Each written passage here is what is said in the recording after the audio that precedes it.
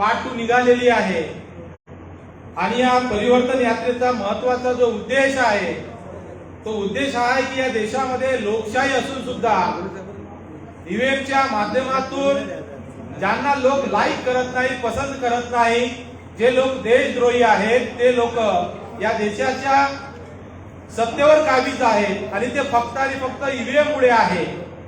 मित्रांनो, या कार्यक्रम खूप वेळ चालणार नाही कारण नागपूरच्या इंदोरा ग्राउंडवर 6 ऑक्टोबर नंतर पहिल्यांदा मूलनिवासी नायक, बहुजन नायक माननीय वामन मेश्राम साहेबांची ग्राउंडवर भव्य दिव्य सभा होणार आहे आणि 6 ऑक्टोबरच्या नंतर पहिल्यांदा होणार आहे। ती ऐतिहासिक सभा आज संध्याकाळी इंदिरा ग्राउंडवर आहे। ही जी सभा आहे खूप झालं 3 वाजेपर्यंत फक्त आपल्याला चालवायची आहे। साथियो, जास्त वेळ न घेता ही जी परिवर्तन यात्रा आहे या परिवर्तन यात्रेला तुम्ही लोकांनी साथ सहयोग दिला आणि माननीय वामन मेश्राम साहेब या सभेला उपस्थित राहिले, मी त्यांचं स्वागत करतो। तुम्ही मला ऐकले त्याबद्दल धन्यवाद, आभार। जय मूलनिवासी।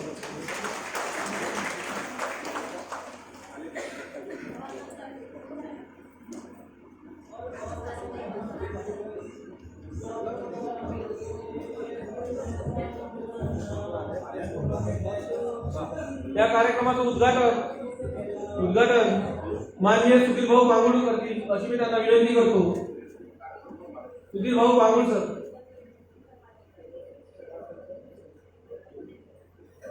उद्घाटन पर भाषण करतील अशी त्यांना विनंती।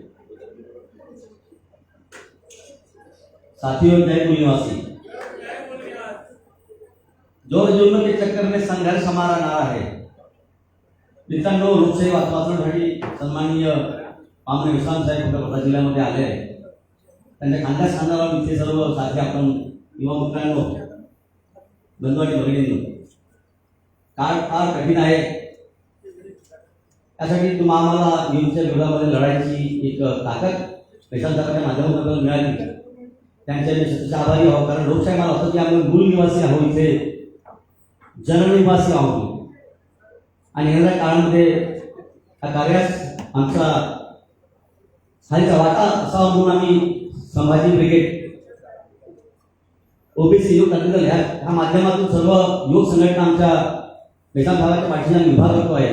कारण आपण येणाऱ्या काळामध्ये लढाई उभी करण्यासाठी एक एक माणूस आपल्याला लाच मोलाचा आहे। नाहीतर मरायला मावळे चराला कावळे असं व्हायला नको म्हणून आम्हाला येणाऱ्या काळाची पावलं ओळखून एक नवचैतन्य नवजागृती ह्या माध्यमातून करायचे आहे। म्हणून येणाऱ्या 24 मध्ये आम्हाला आमचा बहुजनाचा राज्य आणत असेल तर ईव्हीएम हटाव देश बचाव हा नारा घ्यायचा आहे। मला इथे बोलवलं संधी दिली त्याबद्दल धन्यवाद। जय मूलनिवासी।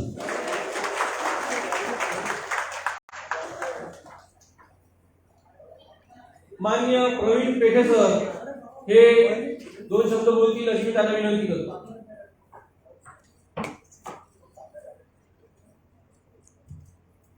सर्वप्रथम महामानव डॉक्टर बाबासाहेब आंबेडकर साहेबांमुळे संविधानामुळे मला इथे बोलण्याची संधी भेटली आहे। त्या डॉक्टर बाबासाहेब आंबेडकर साहेबांना मी स्मरण करतो। आदरणीय सन्माननीय वामन मेश्राम साहेब जे की अहोरात्र राष्ट्र दिवस बहुजन समाजाला जागृत करण्यासाठी संघर्ष करतात, त्यांना पण मी मनापासून सॅल्यूट करतो। त्याचप्रमाणे मंचावर उपस्थित सर्व सन्माननीय अतिथी आणि ह्या सभागृहामध्ये जमलेले सर्व सिपाही लोग, आप सभी को मैं सैल्यूट करता हूँ। सही में जिस काम के लिए सभी पॉलिटिकल पार्टी ने करना चाहिए वो काम वामन मेश्राम साहब इस देश में कर रहे हैं। चाहे उन्होंने आरएसएस के खिलाफ नागपुर में युवा आंदोलन में मैंने फेसबुक में देखा था, बहुत सारे लोगों ने समर्थन दिया और वामन मेश्राम साहब जी, ये आपका एक जुनून है, आपका काम देश लोगों को, मूल निवासी को जिनका हक मिलना चाहिए उस हक मिलने के लिए आप जो जद्दोजहद कर रहे हैं, इसलिए आप इन सभी लोगों का साथ ये दिल से, ये लोग आए हुए नहीं है, ये सब अपने दिल से आए हुए आपको समर्थन देने के लिए आए। और सही में अपने देश में अमेरिका जो विकसित राष्ट्र है बहुत सारे, वो लोग ईवीएम का यूज नहीं करते हैं और भारत में उसका यूज हो रहा है। ये बहुत ही लज्जास्पद घोषणा है। जब बहुत सारे भारतीय पार्टी का जनमानस का ये कहना है कि बैलेट पेपर से चुनाव होना चाहिए, तो ऐसा ये पार्टियां क्यों नहीं करती है? इसके लिए संशयाची पाल नक्कीच आहे आणि ह्या सुबोध मोहिते साहेब माजी केंद्रीय मंत्रीचं आगमन झालेलं आहे, त्यांचं पण आम्ही इथे स्वागत करत आहे. आम आदमी पार्टीने दिल्लीच्या विधानसभेमध्ये त्यांचे जे भारद्वाज नावाचे विधायक होते त्यांनी एक डमी ईव्हीएम आणलं होतं और त्या डमी विधेयकाच्या द्वारे ईव्हीएम मध्ये फिक्सिंग करता येते. ईव्हीएमचं मदरबोर्ड है 90 सेकंड में उसको चेंज कर सकते. उन्होंने दिल्ली के विधानसभा में इसको प्रूव करके दिखाया था और चैलेंज भी किया था इलेक्शन कमीशन भारत सरकार को कि आप आइए और मैं आपको इसमें छेड़छाड़ करके दिखाता हूं. लेकिन वो चैलेंज भारत निवडणूक आयोग ने स्वीकार नहीं किया था. इससे साबित होता है कि ईवीएम में छेड़छाड़ की जाती है और उन्होंने अपनी, और मैं ये भी कहना चाहता हूं, मैं एक सिपाही हूं, मिसाल साहब, मैं फौज में 21 साल जॉब किया हूं और मैंने फौज के अंदर भी देखा है जो मूल निवासी लोग होते, किसानों के बच्चे होते, ओबीसी होते, बहुजन समाज का भी सिपाही लड़का ही वहां पे देश की सरहद की रक्षा करता है. और मैं ये भी चाहता हूं कि राजकारण की मुख्य धारा में जो बहुजन समाज है उसको जो भागीदारी मिलना चाहिए, उसको निर्णय लेने की जो आजादी मिलना चाहिए. ये जो सिस्टम बना है पॉलिटिकल पार्टी का, उसके वजह से बहुजन समाज जो आगे आना चाहिए वो आगे नहीं आ रहा है. उसको मौका ही दिया जाता है. अगर वो आगे आने की कोशिश करता है तो उसको दबा दिया जाता है, उसको नेतृत्व क्षमता को दबा दिया जाता है. ऐसे उदाहरण हम महाराष्ट्र के या देश के हर जिले में देखते हैं. जो प्रस्तावित राजघराने हैं उनकी ही वंशावली पॉलिटिक्स में आती है, वही निर्णय लेती है और बहुजन समाज का जो नेतृत्व है उसको मौका नहीं मिलता है. जैसे सुधीर भाऊ पामुड़ जैसा व्यक्ति है जो 20-25 साल के जनता के लिए 24 घंटे काम करता है, ऐसे आदमी को आगे मौका मिलना चाहिए. ऐसे हर डिस्ट्रिक्ट में होना चाहिए, हर देश में होना चाहिए. ये मेरा प्रामाणिक मत है, मैं उनकी तारीफदारी नहीं कर रहा हूँ, मैं एक एग्जाम्पल बताया हूँ. उसी तरह अपने देश की मैं कभी सोचता हूँ, बॉर्डर में था तब भी मैं सोचता था साहब जी कि देश की जो इकोनॉमी है वो किसी 4-5% लोगों के साथ इकट्ठा हुई है. उस इकोनॉमी का फायदा हर किसी को मिलना चाहिए, वो भी नहीं मिलता है. मैं कभी ये भी सोचता हूँ कि संसद में जो बड़े बड़े विद्वान लोग होते हैं वो कभी सोचते नहीं है क्या कि जितनी अपने देश की आर्थिक ताकत है वो क्यों हर झोपड़ी में नहीं जाना चाहिए. ऐसा इस देश में क्यों नहीं होता है. यूएनओ जैसी संस्था इस दुनिया में है, वो भी कभी क्यों नहीं सोचते कि इस दुनिया का हर आदमी को पेट भर खाना मिलना चाहिए, हर किसको ढकने के लिए एक झोपड़ी, एक घर होना चाहिए, पहनने के लिए कपड़ा होना चाहिए. जब मैं फौज में जाता बिहार, जब अकेला राज्य था झारखंड, वहां चतरा नाम के डिस्ट्रिक्ट में सर मैं गया था, वहां पे देखा ना हॉस्पिटल है, ना स्कूल है, ना कुछ भी नहीं. वहां पे भारत का जो आजादी का 15 अगस्त भी सेलिब्रेट नहीं होता है. काला झंडा फहराते, क्यों फहराते, नक्सलवादी चळवळ क्यों है. ये सब के लिए कारण है कि भारत के आजादी का सूरज जो हर घर में आना चाहिए था वो हर घर में आज तक पहुंचा नहीं है. इसलिए वामन मेश्राम साहब जैसे आदमी देश की संसद में बोलो कि जो निर्णय अपने अलग अलग प्लानिंग बनाते हैं, जो अभी वर्तमान सरकार है जो नीति आयोग बनाया है, उन्होंने नियोजन आयोग भी खत्म कर दिया है. तो ये सही बात है कि हर चीज को इस देश में नष्ट कर जा रहा है और इस देश की जो अपनी परिक्रमा चल रही है वो हुकुमशाही की तरफ हो रही है. अगर हमको ये हुकुमशाही, हिटलरशाही अगर रोकना है, आरएसएस को रोकना है, ब्राह्मणशाही रोकना है, तो वामन मेश्राम साहब जैसे हजारों लोग हर डिस्ट्रिक्ट में आगे आना चाहिए, तभी हम इस लोगों को रोक सकते हैं. मुझे यहाँ पे बोलने का मौका दिया, इसलिए मैं आप सभी का शुक्रिया अदा करता हूँ. जय हिंद, जय संविधान. धन्यवाद सर. सरांनी एकदम जोरदार आवाजात तुम्ही संपूर्ण माहिती दिलेली आपल्याला. यानंतर ऍडव्होकेट अरविंद तांदे सर बोलतील अशी त्यांना विनंती. 2 मिनिटात आपले बोलतील.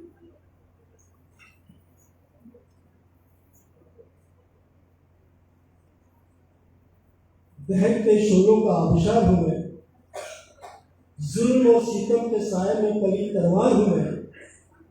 मुझसे बच के रहना तू ऐ सिकंदर, नाजुक बदन सही मगर जानदार हूं मैं. दोस्तों, मैं और मेश्राम साहब के बीच में, आपके और मेश्राम साहब के बीच में ज़्यादा समय नहीं लूँगा और मानसिक दोहन को बिल्कुल भी नहीं करूँगा. बस इतना कहूँगा कि मौसम बदलता है तो फर्क पड़ता है यार. एक अकेला आदमी लड़ता है तो भी फर्क पड़ता है दोस्तों, और उस फर्क गिराने वाले व्यक्ति के साथ में जब लोग खड़े होते हैं तो यकीन मानिए फर्क तो पड़ता ही है, या वो फर्क तो पड़ता ही है। बस इसी शब्दों के साथ मैं आपके और विशाल साहब के बीच सकूंगा, और तो उत्सुक हूँ, मैं उनको सुनने के लिए आया हूँ और सुनूंगा। धन्यवाद।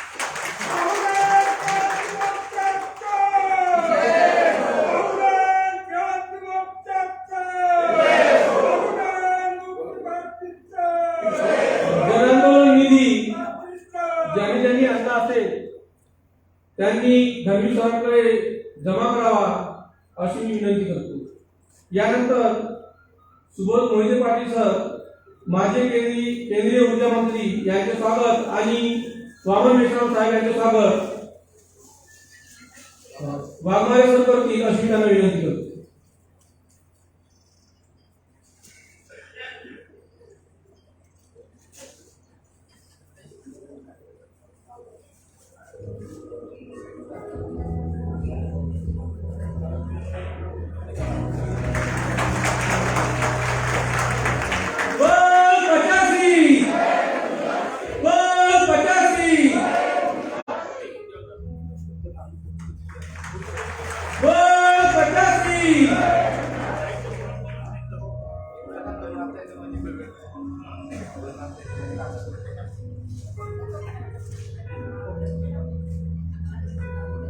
यानंतर मान्यवर सुबोध मोहिते पाटील सर, माजी केंद्रीय मंत्री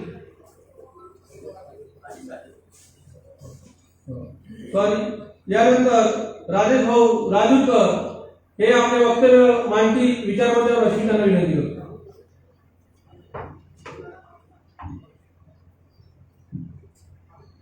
राजे छत्रपती शिवराय, क्रांतीज्योती सावित्रीबाई फुले, महामानव डॉक्टर बाबासाहेब आंबेडकरांना नमन करून मंचावर उपस्थित माजी केंद्रीय मंत्री सुबोध मोहिते साहेब, आमची शक्ती वामनरावजी मेश्राम साहेब आणि समस्त गणमान्य शक्तीपीठावर बसलेले आणि माझ्यापुढे बसलेले सर्व मूळ निवासी बांधव भगिनींनो, मूळ मुद्दा म्हणजे आपलं स्वातंत्र्य, आणि ते जर टिकून ठेवायचं असेल तर ही ईव्हीएम आपल्याला फोडावं लागेल। मी कार्यक्रमाला येत असताना माझ्या मित्राला सांगितलं, म्हटलं मी वामनराव मेश्राम साहेबांच्या सोबत मंचावर आलो आज, तर माझे मित्र मला म्हणायला लागले की तुम्ही म्हणे एक आमदार काँग्रेसचे जिल्हाध्यक्ष आहेत आणि मेश्राम साहेब म्हणे काँग्रेसला पण धारी धरतात, तुम्ही मंचावर कसे समविचारी कसे? तर मी सांगितलं की चूक म्हणजे चूक, जी चूक आहे ते चूक आहे, साहेब चुकीला धरून बोलतील, मी काय साहेबांना सांगू इच्छितो, मी जरी पक्षात असतो तर पक्षात बोलत असताना सुधीर भाऊंना माहित आहे या ईव्हीएमच्या संदर्भात मी माझ्या नेत्यांना धारेवर धरतो आणि त्यांना सांगतो, वामन मेश्राम साहेब जे करत आहे ते तुम्ही करायला पाहिजे, नाही करायला पाहिजे तर त्यांचा पाठिंबा द्यायला पाहिजे, त्यांच्या आंदोलनाला उतरायला पाहिजे। आमचे एका मित्रांनी आम्हाला सांगितलं की मध्ये ईव्हीएम तर आपण आणलेली आहे, मग याचा विरोध कसा करायचा? म्हटलं साहेब मीटर पण एमएससीबीत लावते, पण त्याच्यात काड्या गाड करत असतो, तसं ईव्हीएम आपण आणला आहे पण त्याच्यामध्ये काड्या केल्या बीजेपीने, आणि या काड्या करून सत्तेवर कसे बसतात तुम्हाला माहित आहे। जिथे बीजेपी 5व्या क्रमांकावर यायची, आज 11व्या क्रमांकावर कितीतरी वेळ घेऊन येत आहे, आणि याचं कारण ईव्हीएम आहे। साहेबांनी मेश्राम साहेबांनी चॅलेंज केलेलं आहे की मी तुम्हाला सिद्ध करून सांगतो की या ईव्हीएम मध्ये घोटाळा कसा होतो, त्यांचा चॅलेंज कोणी स्वीकारत नाही आहे।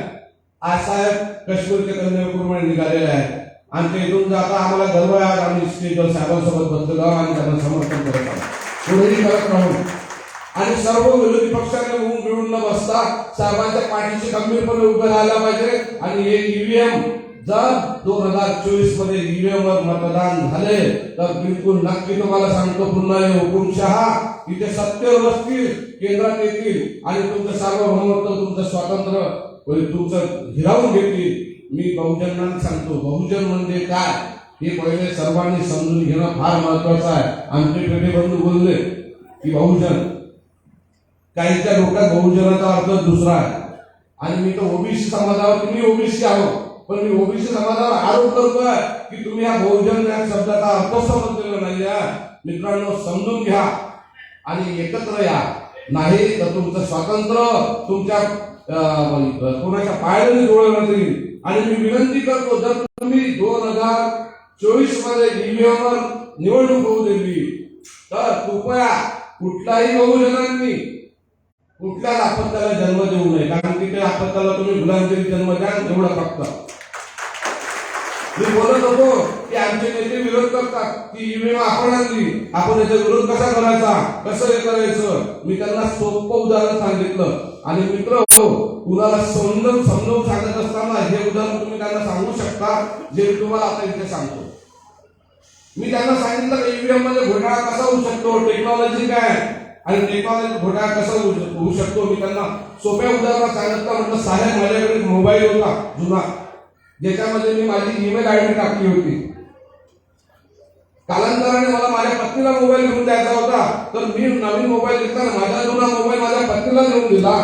आणि ते देत असताना मी माझी ईमेल आयडी नवीन मोबाईल मध्ये टाकली, पण त्या जुन्या मोबाईल मधून काढणं विसरलो. परिणामी असं झालं की माझी पत्नी जो नंबर त्या मोबाईल मध्ये सेव्ह करत होती तो ऑटोमॅटिक माझ्या नवीन मोबाईल मध्ये सेव्ह होऊन जात होता. म्हणजे मी त्या मोबाईलला हात न लावता माझ्या पत्नीने नंबर सेव्ह केलेला तो ऑटोमॅटिक माझ्या मोबाईल मध्ये येत होता. मग असं ईव्हीएम मध्ये राहू शकत नाही का? म्हणून समजून सांगत असताना हे फार सोपं उदाहरण आहे. आणि निवडणुका मी 5दा निवडून आलेलो आहे या क्षेत्रातून. आणि निवडणूक लढत असताना बॅलेट पेपर 2 ईव्हीएम वर सर्व निवडणुकीमध्ये आमचा विजय प्राप्त केला, विजय झालेला. परंतु हे पाहत असताना आपल्या एक लक्षात आलं की निवडणूक झाल्यानंतर 7 दिवसांनी जरी तुमचं काउंटिंग असलं तर तुमची ते मशीन चालू केल्यानंतर बॅटरी 100% कशी दाखवते हो. जेव्हा की आपण मोबाईल चार्ज करून ठेवून द्या, यूज नका करू, बंद स्विच ऑफ करून टाका, ठेवून द्या आणि तो स्विच ऑन करा 5 दिवसांनी, त्याची बॅटरी 100% दाखवत नाही. मग या ईव्हीएम मशीनची बॅटरी 100% कशी दाखवते? कित्येक ठिकाणी ईव्हीएम, जो देश ईव्हीएम बनवतो तोच देश ईव्हीएम मतदान करत नाही, तोच निवडणुकीमध्ये ईव्हीएम ला वापरत नाही. म्हणजे असं झालं कोणतरी उंदीर मारायला औषध बनवायचं आणि ते उंदराला चालायचं आणि भारत तेच उंदीर आहे. हे विष आपल्याला कालवलं गेलेलं आहे. म्हणून सांगतो, साहेबांच्या मागे भरघोसपणे उभे राहा आणि आज मुठभर आहोत ही संख्या वाढवा आणि जनजागृती करतो. आणि जिथे बसतो, आज आमचा सकाळपासून 10 वेळा ईव्हीएम हा मुद्दा असतो आणि 10,000 लोकांसोबत 10 वेळा चर्चा करतो दिवसातून की जर तुम्ही ईव्हीएम बॅन करण्यासाठी साथ दिला नाही तर तुमचं स्वातंत्र्य धोक्यात आहे, तुम्ही गुलामीत जाल एवढं नक्की. साधा एखादा तुमचा वार्ड मेंबर असतो, त्याला आपण टोकतो की भाऊ नाली तर तुम्ही इथपर्यंत घेतली होती परंतु झाली कशी नाही. 100 मीटर नाली लोकेशन टाकलं 25च झालं. तुम्ही याच्यासाठी तुम्ही एक विचार करत नाही की त्याचं कारण काय. त्याचं कारण असं आहे की मी पहिल्या रिझल्टला जेव्हा 2002 ला निवडून आलो होतो तर 2 लाखामध्ये मी 165 मीटर रस्ता केला होता, पण तो आज 2 लाखामध्ये 35 मीटर रस्ता होत नाही. त्याचं कारण असं आहे की सिमेंट महाग झालं. मी कोणत्या मुद्द्यावर येतो बघा. त्याचं कारण असं आहे सिमेंट महाग झालं, प्रत्येक वस्तू महाग झाली. ते का बरं महाग झाली? तर हे सरकार आलं आणि हे सरकार का बरं आलं? ईव्हीएम मुळे आलं. मग तुमची नाली कशामुळे गेली? ईव्हीएम मुळे गेली. जागृती व्हा. छोट्या छोट्या गोष्टीमधून मी उदाहरण देऊन लोकांना सांगतो की ईव्हीएम मुळे तुमचं काय नुकसान होऊन झालेलं आहे. आता माझ्या भगिनीकडे घरखर्चासाठी 5-10 हजार रुपये द्यायचे. त्या 5-10 रुपयातून 2-3 हजार आमची माता बहीण कशी उरवायची आणि ते पैसे आमच्याच कामी यायचे. आज सिलेंडर एवढं महाग झालं, 600 रुपयाचं सिलेंडर 1150 रुपये घ्यावे. कुठे म्हणून आमच्या माता बहिणीकडे. मग हे का बरं झालं? तर हे ईव्हीएम मुळे झालं. ही प्रत्येक बाब जे तुमच्याशी घडत आहे ती ईव्हीएम मुळे घडत आहे. आणि जर तुम्हाला ही घडू द्यायची नसेल, पूर्वजात तुम्हाला यायचं असेल तर तुम्हाला ईव्हीएम बॅन करण्यासाठी मैदानात उतरावंच लागेल. मी तुम्हाला म्हणत नाही की कोणत्या पक्षाला मतदान करायचं. आपला एकच हेतू आहे की हे जे हुकुमशाह आहे हे जर खुर्चीवरून उतरले नाही तर आपलं भविष्य धोक्यात आहे आणि यांना खुर्चीवर उतरायचं असेल तर ईव्हीएम ला बॅन करावं लागेल. मला इथे बोलावलं, एवढ्या मोठ्या नेत्यांशी इथे मंचावर बसायची मला संधी दिली. माझे 4 शब्द तुम्ही शांतपणे ऐकून घेतले, यासाठी मी सर्वांचे धन्यवाद मानतो आणि मला शब्दाला विराम देतो. जय मंदिर. धन्यवाद राजूकर साहेब. यानंतर मान्यवर सुबोध मोहिते पाटील सर हे आपले मत व्यक्त करतील अशी त्यांना विनंती करतो.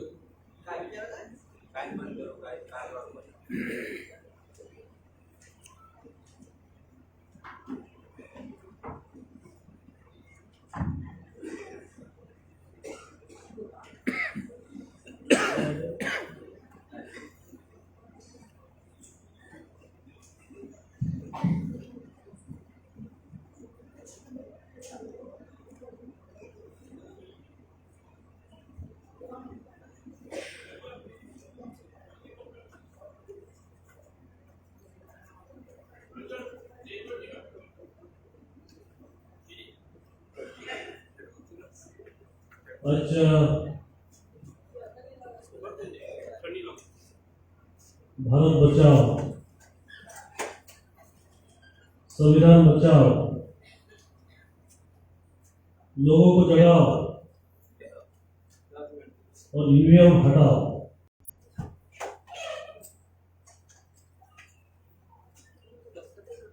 एक मिशन आहे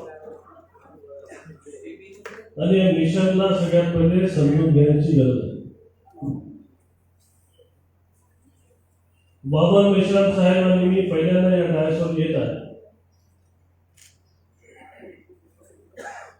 आमचे मित्र गुरुजी सांगितलं वाघमारे गुरुजी तुम्ही या. काल सकाळी मी मुंबईला गेलो होतो आणि आज सकाळी मेश्राम साहेब मी मुद्दाम या कार्यक्रमासाठी विदर्भ एक्सप्रेसने वर्धेला आलो. यासाठी आलो कि वामन मेश्राम ये कौन है, सबसे पहले इसको समझने की जरूरत है. लोग रोज पैदा होते हैं, लोग रोज मरते हैं, लेकिन यहाँ पे जो शख्स बैठा है जिसका नाम वामन मेश्राम है, वो बार बार पैदा नहीं होते, 100 साल में एक वामन मेश्राम पैदा होता है. ये ऐसा क्रांतिकारी है, न उसको मरने का डर है, न उसको जीने की लालच है.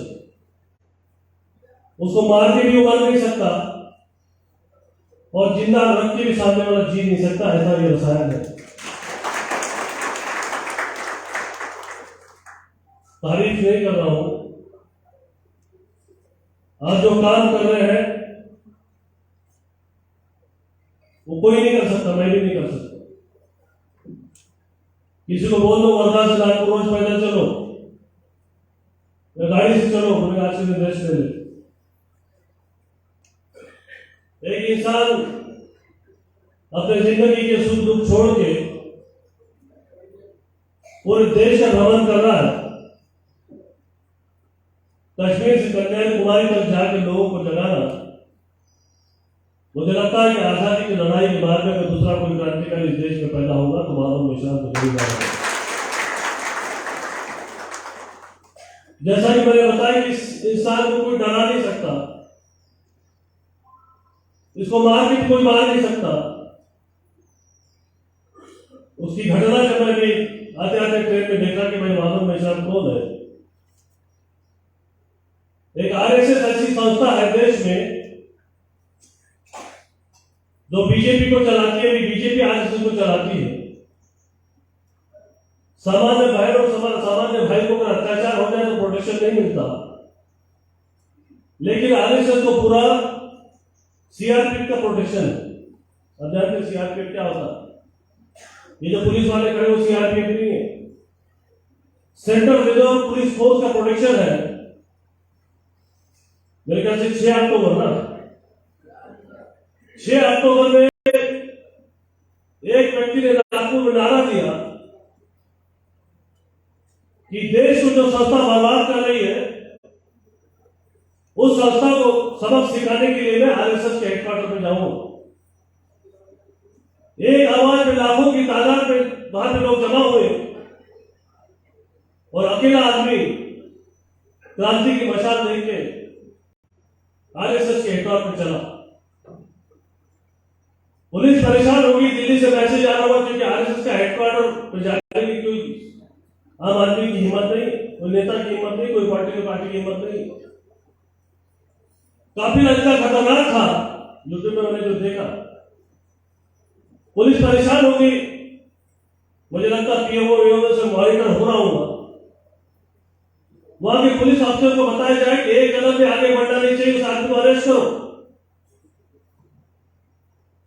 लोग तैयार नहीं थे छोड़ने के लिए, वामन मिशन जी के नारे लग रहे थे। पुलिस ने वामन मिशन जी को अरेस्ट कर लिया। इतना नहीं किया कि वामन मिश्रा जी ने बोला कि हमको हिंसा नहीं चाहिए, भाई बहुत दूर दूर से लोग आए हुए हैं, आंदोलन करना मेरा अधिकार है। बाबा साहब आम्बेडकर ने बताया कि आंदोलन अन्याय के खिलाफ न्याय आवाज उठाना चाहिए।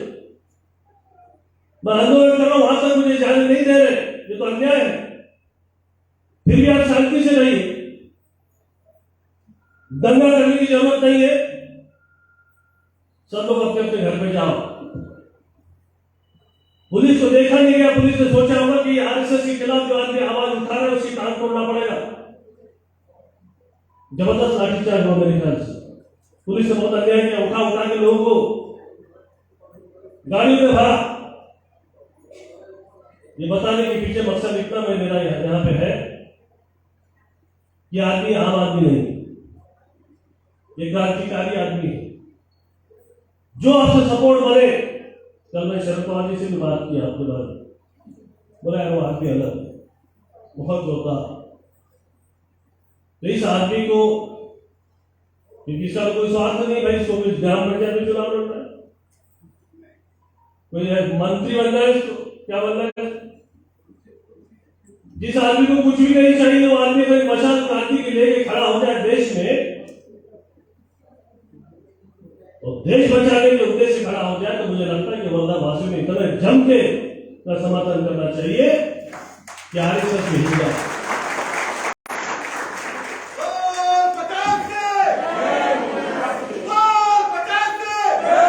अब सवाल यह है ईवीएम का, जितना होता है ईवीएम का। दो चार सवाल मेरे दिमाग में आ रहे हैं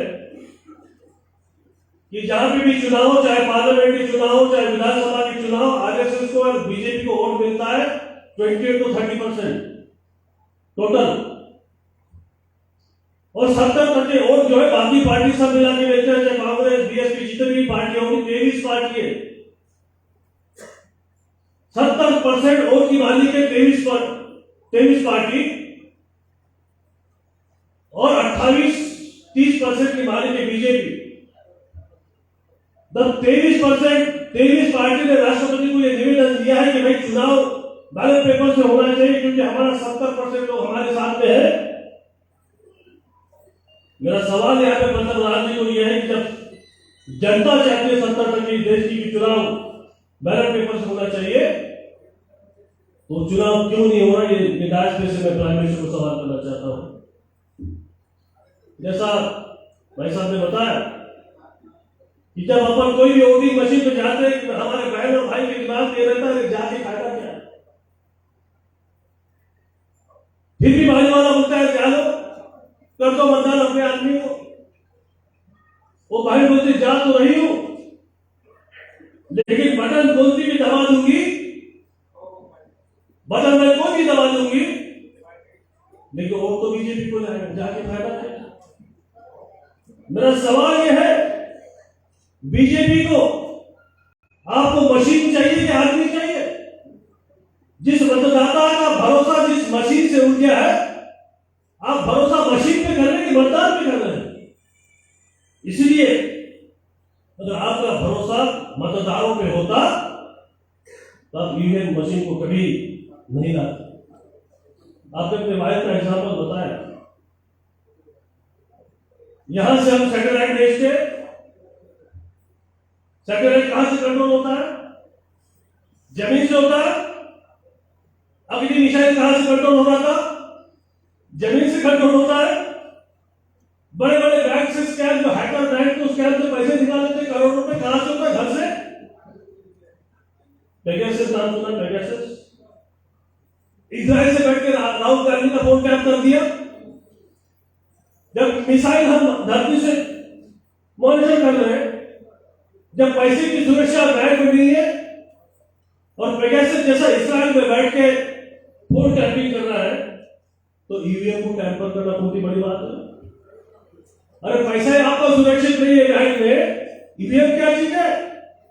इसलिए ईवीएम का जो फ्रॉड है वो 100% फ्रॉड है, इसको बैन होना चाहिए। मेरी भूमिका यहां पर मैं स्पष्ट करता हूं।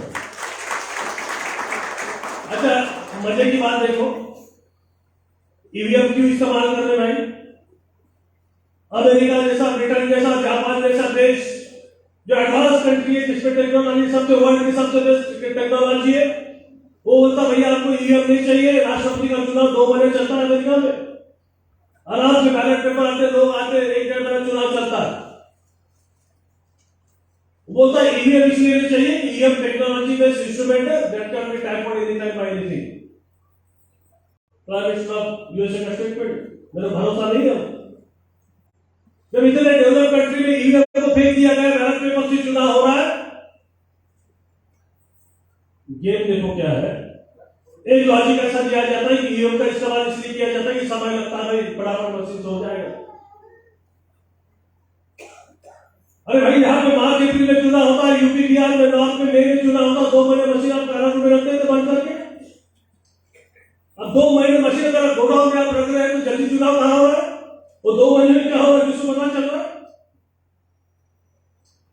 खतरनाक साजिश है। बीजेपी पार्टी खतरनाक है। एक तरफ बोलते फ्री एंड फेयर चुनाव, फ्री एंड फेयर इलेक्शंस। अभी आते आते मैं पढ़ रहा था, कृष्णेंदु पॉल,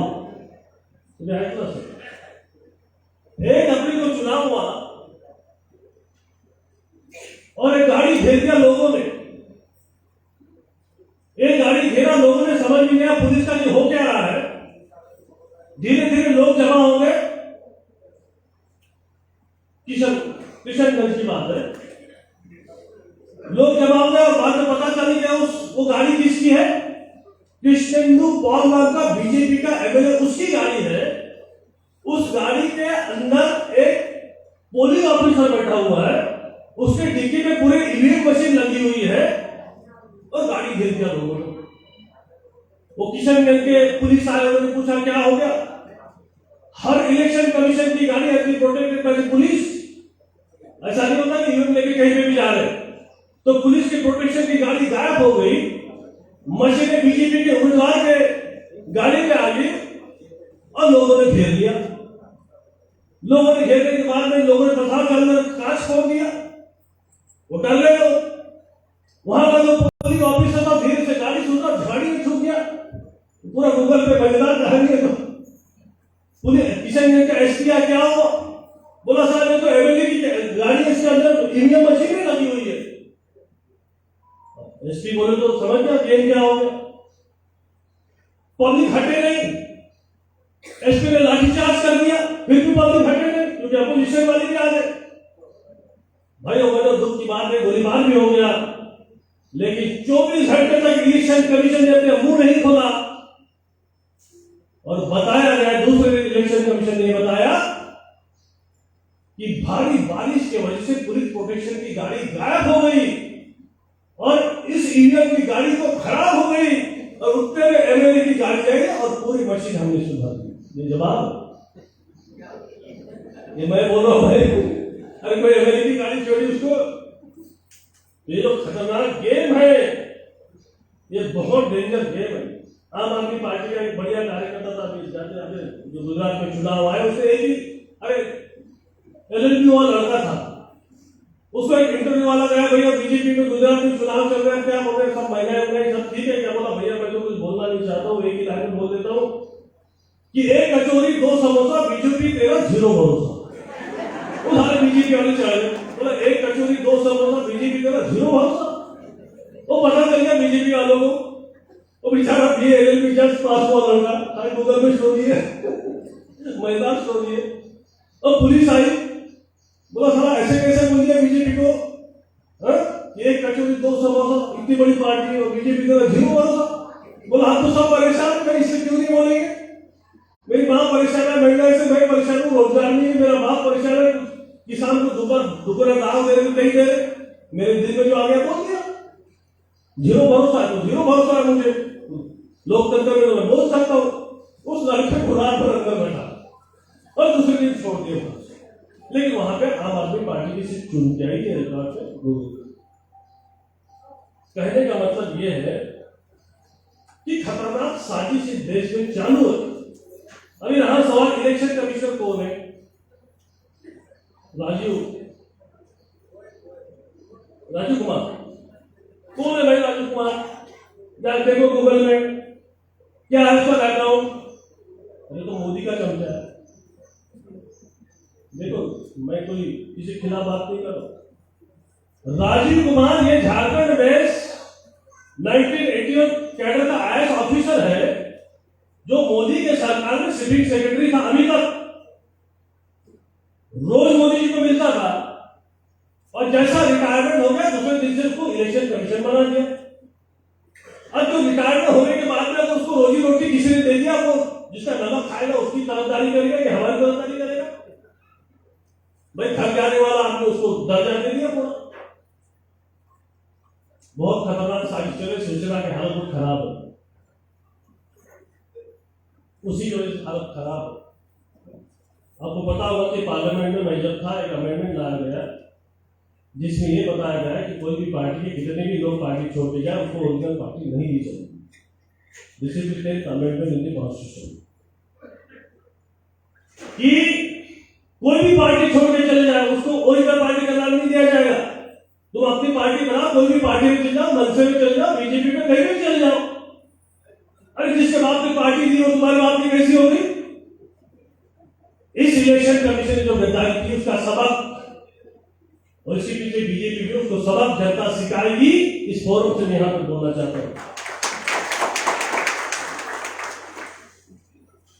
सिंपल साहब ने स्टेटमेंट दिया, बहुत बढ़िया स्टेटमेंट दिया।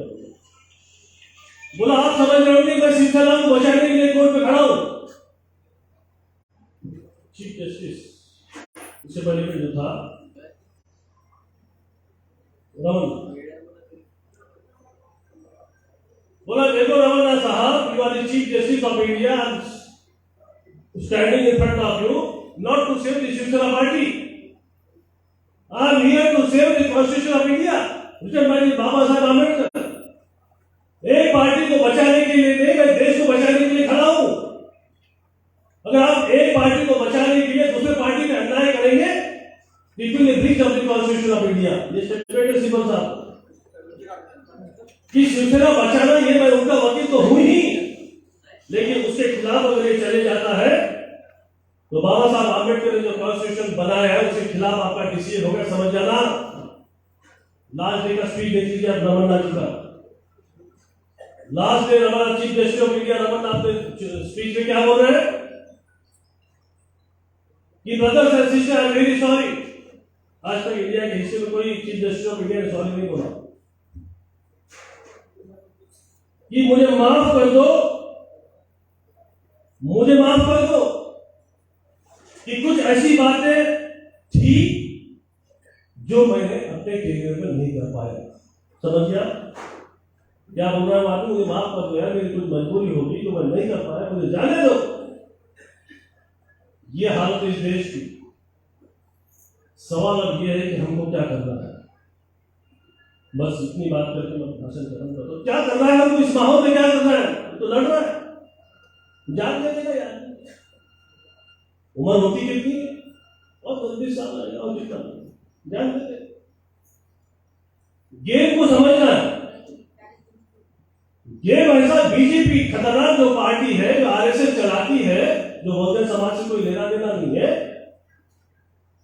वो बहुजन समाज को, गरीब लोगों को गेम में फंसा दिए। क्या बोल देती है कि भैया हम तो सबको फ्री अनाज दे रहे हैं, 5 किलो अनाज फ्री दे रहे हैं सबको। अरे 2 रुपए किलो अनाज 5 किलो दे रहे, कितने रुपए होंगे भाई साहब? 10 रुपए का अनाज फ्री दे रहे और सिलेंडर कितने में दे रहे? अरे 10 रुपए फ्री में तो 800 रुपए में मार रहे। ये गेम है कि नहीं है? उनको ये बोलना चाहिए हमको अनाज फ्री नहीं चाहिए, वैसा हमको सिलेंडर 400 रुपए में दे दो, अनाज हम खुद ले आएंगे। सही है कि क्यों बोलता तुम लोग अनाज हम लाएंगे, 400 में सिलेंडर तो दे दो। ये गेम म्हणण्याचा मुद्दा असा आहे की 2 गोष्टी या कार्यक्रमातून घेऊन जायच्या. एक बहुजन समाजाने कट्टरवादी आरएसएस आणि बीजेपी विरोधात उभं राहिलं पाहिजे. लक्षात घ्या, एक ऐसा स्पिरिट बनाना पड़ेगा कि जो आरएसएस संगठन में एक बहुजन समाज के आगे आरएसएस का प्रमुख बना इसका अरे सर्व संघ चालक कोई बना गया, अरे ब्राह्मण के अलावा आपको ओबीसी समाज का बना, तेरी माइंड कुंडली एससी बनाएगा कोई? ये मूल ब्राह्मण समाज ओबीसी समाज का जो इस्तेमाल कर रहा है उसको रोकना पड़ेगा. और रोकने के लिए इतना खून में क्रांतिकारी खून बहना चाहिए, ऐसे नशा नशा में रक्त से फैसला पाइए कि जो भी आदमी बीजेपी की तरफ हमारा जाते हो तो बोला जाए कहां जा रहे हो तुम? बहुजन समाज उनके पैरों के नीचे कुचलते जा रहे, उसके बावजूद भी आप बीजेपी की बात कर रहे हो. ये भावना से उनको भरना पड़ेगा. और दूसरी बात मैं जरूर करना चाहता हूं कि एक आदमी 100% मतदान झालं पाहिजे. 65% मतदान होते, लक्षात घ्या. जोपर्यंत 100% मतदान आपण करणार नाही, कोणाला करायचं काय करायचं इथे दिवस होगा अच्छा करो बीजेपी छोड़ के, लेकिन 100% मतदान जोपर्यंत होणार नाही तोपर्यंत काही अंशी कंट्रोल होणार नाही. पूर्ण कंट्रोल काय करो काय करो तो देखिए जब पूरा जनसैलाब खड़ा हो जाएगा तब तो भागना मुश्किल हो जाएगा. बड़े बड़े भागते ये कौन है?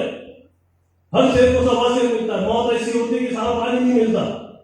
अन्याय की सीमा पर हो जाए तो मौत ऐसी होती है, रास्ते में चले तो पानी भी नहीं मिलता. आपने देखा होगा बहुत सारे इसलिए नेपोलियन से लेकर सभी. तो 100% मतदान आपल्याला करायचं आहे.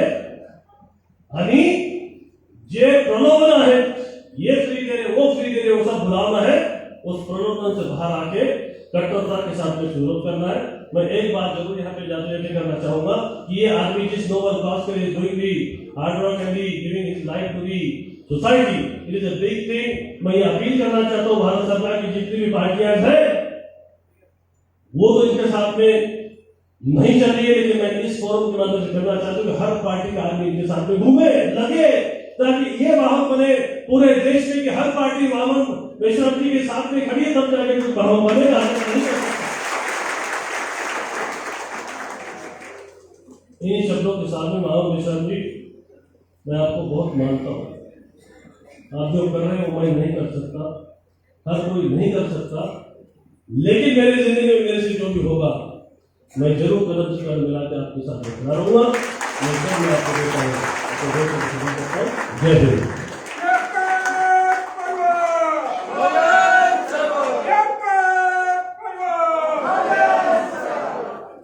धन्यवाद सुबोध मोहिते सर.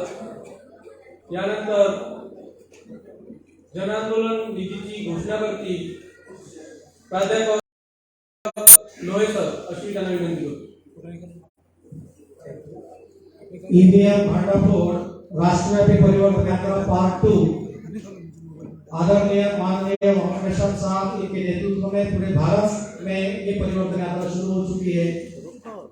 कन्याकुमारी से लेकर कश्मीर तक पार्ट 2 ये परिवर्तन यात्रा चलेगी.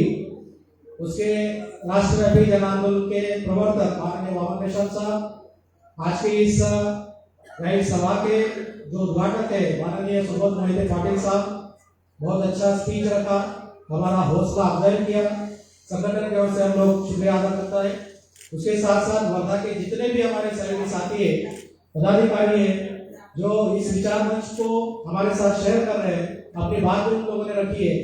साथियों विषय बहुत गंभीर है, तो इस विषय को लेकर हमारे पदाधिकारी और कार्यकर्ता आठों तालुका में घूमकर जो ह्यूमन रिसोर्स और फाइनेंशियल रिसोर्स संगठन को खड़ा करने के लिए, उसके वार्ड विस्तार के लिए आपको आवश्यकता होता है, कार्यकर्ता घूमे और उन्होंने खर्चा निकालकर करीबन 50,000 रुपए का राष्ट्रव्यापी जन आंदोलन निर्माण निधि को यहाँ पर सबमिट कर रहे हैं। तो मैं वर्धा जिले के सभी सहयोगी संगठनों के पदाधिकारियों को रिक्वेस्ट करता हूँ कि वो स्टेज पर आए और 50,000 रुपए का राष्ट्रव्यापी जन आंदोलन निर्माण निधि, राष्ट्रव्यापी जन आंदोलन निर्माण निधि के प्रवर्तक माननीय बाबा मेश्राम साहब को सुपुर्द करेंगे।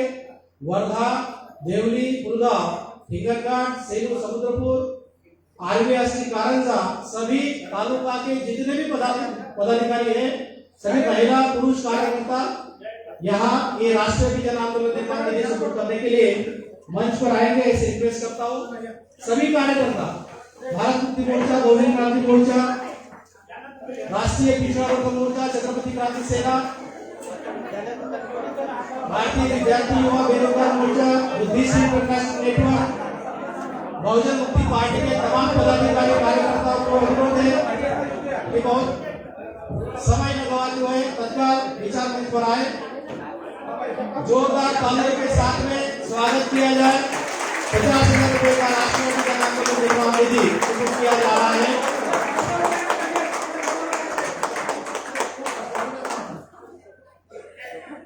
उसके साथ साथ ये हॉल साथियों एसी हॉल है जो करीबन 80,000 के खाली नीचे कभी दिया नहीं जाता, लेकिन आज का जो कार्यक्रम हो रहा है माननीय संजय भाऊ ठाकरे इन्होंने बहुत कम रुपए में ये व्यवस्था यहाँ पर करवा दिया। मैं भारत मुक्ति मोर्चा, बहुजन क्रांति मोर्चा की ओर से उनका भी शुक्रिया अदा करता हूँ। धन्यवाद।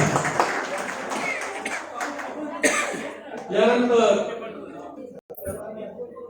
माननीय वामन मेश्राम साहेब हे आपल्याला मार्गदर्शन करतील अशी त्यांना विनंती करतो।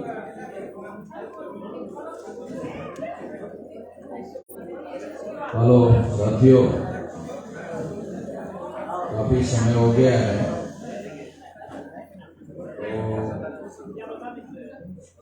तो आज का ये कार्यक्रम है, इसमें बहुत ज्यादा विस्तार से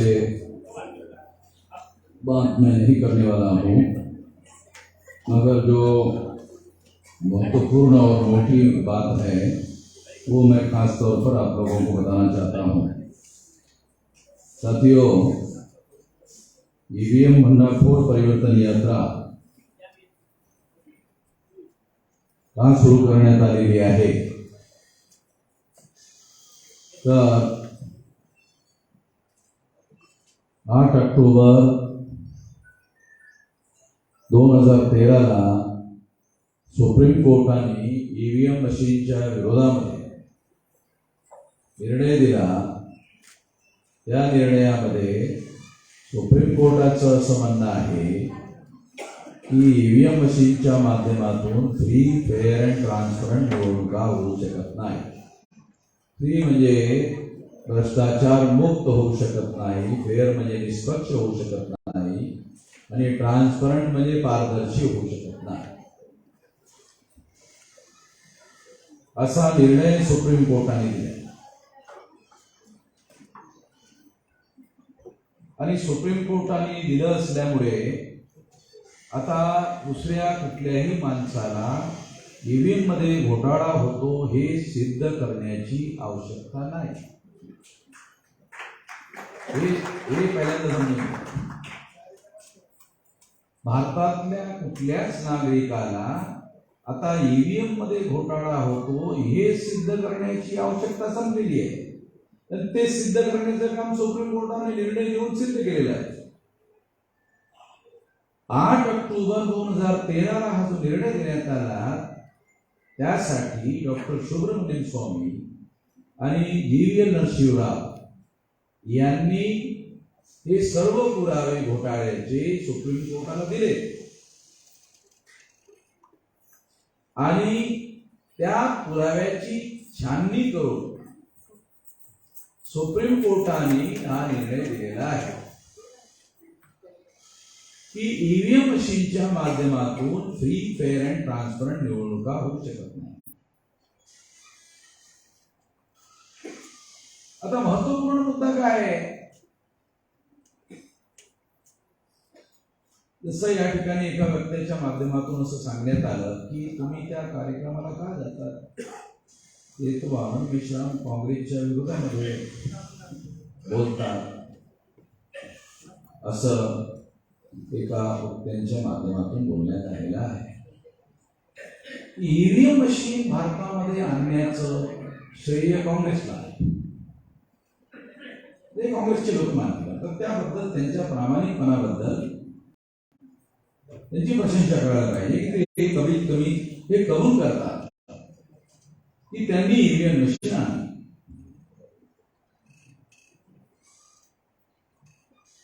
त्यांनाच जास्त माहित आहे ईव्हीएम मध्ये घोटाळा करता येतो.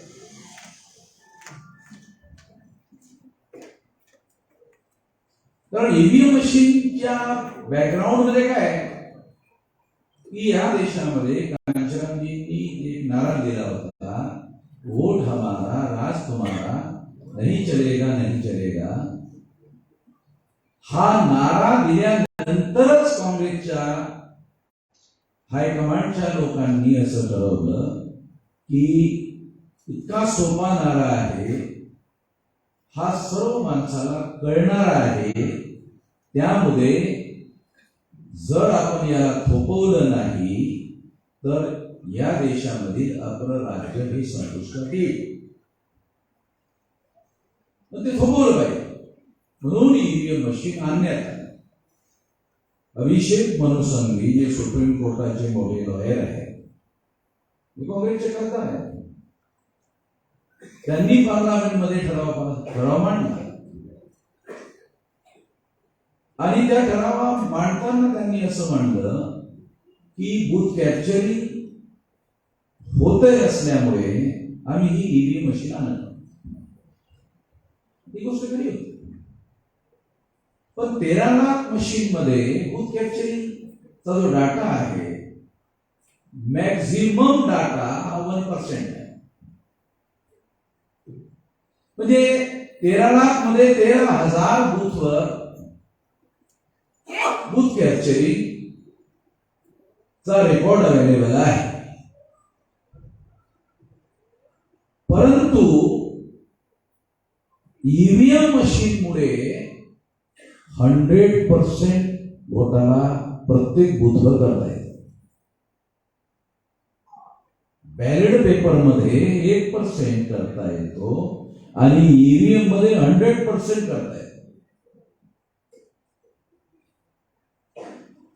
पण हा प्रस्ताव चांगला आहे असं म्हणून अटल बिहारी वाजपेयी हे विरोधी पक्ष नेते होते, त्यामुळे त्यांनी काँग्रेसला समर्थन दिलं आणि हा ईव्हीएमचा प्रस्ताव पारित झाला. 99 ला अटल बिहारी वाजपेयी प्रधानमंत्री झाले आणि 2004च्या निवडणुका अटल बिहारी वाजपेयीच्या नेतृत्वामध्ये लढवण्यात आल्या. त्यांना माहित नव्हतं ईव्हीएम मध्ये घोटाळा करतायत आणि त्यांनी मशीन आणली. काँग्रेसच्या लोकांनी आणली, काँग्रेस अपोजिशन मध्ये होते. 2004 मध्ये घोटाळा करून काँग्रेसच्या लोकांनी निवडणुका जिंकल्या, तर त्यांना माहित होतं. 2009 ला सुद्धा काँग्रेसने घोटाळा करून निवडणुका लढवल्या, जिंकल्या, सरकार बनवलं. मला असं म्हणायचं आहे की जे काँग्रेसचे जिल्हा स्तरावरचे कार्यकर्ते असं म्हणतात की आपण आणली, मी त्या देशभरातल्या जिल्हा स्तराच्या कार्यकर्त्यांना विचारतो, तुमच्या केंद्रातल्या लोकांनी काँग्रेसच्या तुम्हाला विचारलं? तुम्ही आणली म्हणजे काँग्रेसच्या जिल्हा स्तरावरच्या लोकांना एक काँग्रेसच्या हायकमांडने विचारलं का?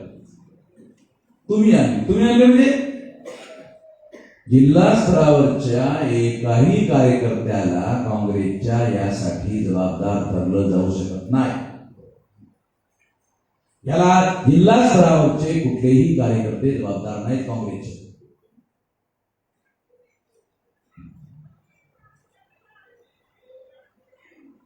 दुसरी महत्वपूर्ण बाब, 84 मध्ये इंदिरा गांधींची हत्या झाल्यानंतर दिल्लीमध्ये ज्या दंगली झाल्यात आणि शिखांच्या कत्तली झाल्या त्याबद्दल काँग्रेसने ठराव पास करून माफी मागितली की नाही? रेकॉर्ड आहे, माफी मागितली. चांगलं काम केलं, चूक नाही केली. काँग्रेसनी ठराव पास करून माफी मागितली, चांगलं काम केलं. चुका जर देशासाठी हानिकारक असतील त्याबद्दल माफी मागणे चूक नाही.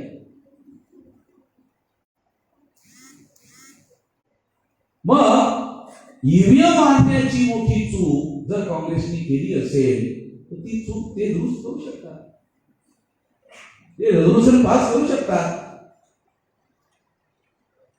हे काँग्रेसच्या लोकांचा धुरेला धुरा वामन मेश्रामला लागलेला नाहीये की त्याच्यामुळे वामन मेश्रामचं काँग्रेसचं काय भांडण आहे.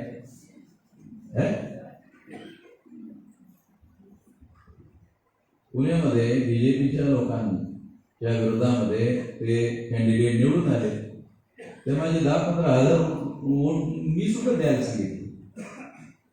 ते दांगे कराले काँग्रेसच्या लोकांच्या दांगे करतात त्या.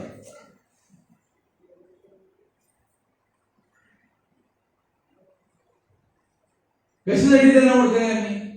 की काही ठिकाणी राज्य सरकार बीजेपीचं असताना, होम मिनिस्टर फडणवीस असताना काही ठिकाणी आम्हाला कार्यक्रम संविधानाच्या 19 आर्टिकलनुसार अनुमती असताना सुद्धा फ्रीडम ऑफ स्पीच आणि फ्रीडम ऑफ एक्सप्रेशन असताना अनुमती नाकारली. म्हणून यांना धडा शिकवला पाहिजे म्हणून त्यांना आम्ही समर्थन दिले. तेव्हा मला महत्वपूर्ण मुद्दा या संदर्भामध्ये असं सांगायचं आहे की 2024च्या निवडणुकांमध्ये बीजेपीला हरवलं पाहिजे. चांगली योजना आहे, चांगली रणनीती आहे, बीजेपीला हरवलं पाहिजे. मग काँग्रेसला माझी मदत नाही पाहिजे का?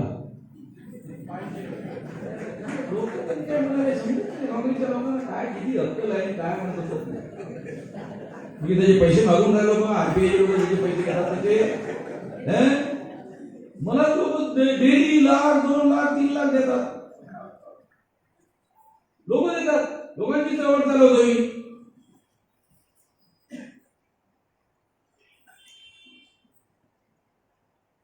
तेव्हा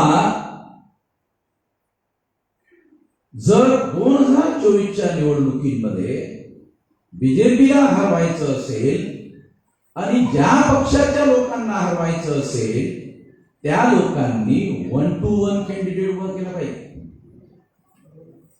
बीजेपीच्या विरोधामध्ये अपोजिशनचा एकच कॅन्डिडेट आहे. त्यासाठी सुद्धा आम्ही प्रयत्न करून राहिलो.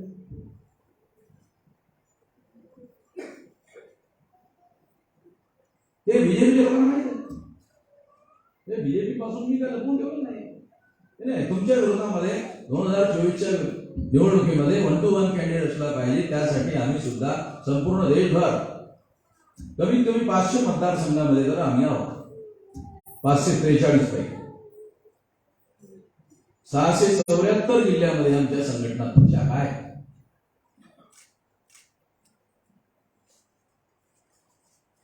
तेव्हा EVM machine free fair transparent निवडणुका करू शकत नाही असं सुप्रीम कोर्टाचं म्हणणं असल्यानंतर आणि सुप्रीम कोर्ट कॉन्स्टिट्यूशनल कोर्ट असल्यामुळे, संवैधानिक न्यायालय असल्यामुळे त्यांनी दिलेला निर्णय कायद्याचा दर्जा असतो, त्याला कायद्याचा दर्जा असतो. त्यामुळे दुसऱ्या कुठल्याच माणसाला ही गोष्ट सिद्ध करण्याची आवश्यकता नाही. ते देशाच्या संवैधानिक कोर्टाने सिद्ध केले. फ्री फेअर अँड ट्रान्सपरंट निवडणुका होऊ शकत नाहीत. या 3ही शब्दाचा अर्थ, एकत्रित अर्थ ईव्हीएम मध्ये घोटाळा होतो असं कोर्टाने म्हटलंय. आणि हे लिखित आहे. ज्यांना ही कॉपी लागते त्यांना ही कॉपी मिळवता येईल, त्यांना ही देता येईल कॉपी. त्यांनी वाचून घ्यावं. इंग्रजीमध्ये आहे, समजलं नाही तर आम्हाला विचारावं. मी सांगतो त्यांना ट्रान्सलेट करू.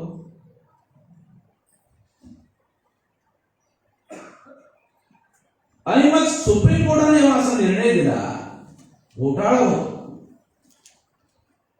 हा घोटाळा थांबवला पाहिजे. मग सुप्रीम कोर्टाने दुसरा निर्णय दिला की घोटाळा थांबवण्यासाठी पेपर ट्रेल मशीन लावली पाहिजे.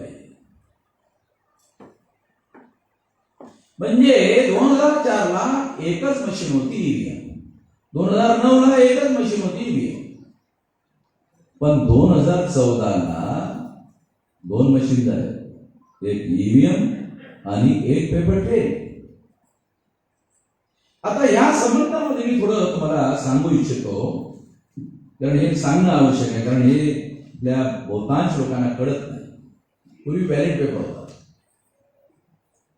तेव्हा मी तुम्हाला बॅलेट पेपर, ईव्हीएम आणि पेपर ट्रेल ह्या तीनही निवडणुकीची जी प्रक्रिया आहे ती कशी चालत होती, म्हणजे तुम्हाला कंपॅरेटिव्हली कळेल, तुलनात्मक कळेल, समजेल.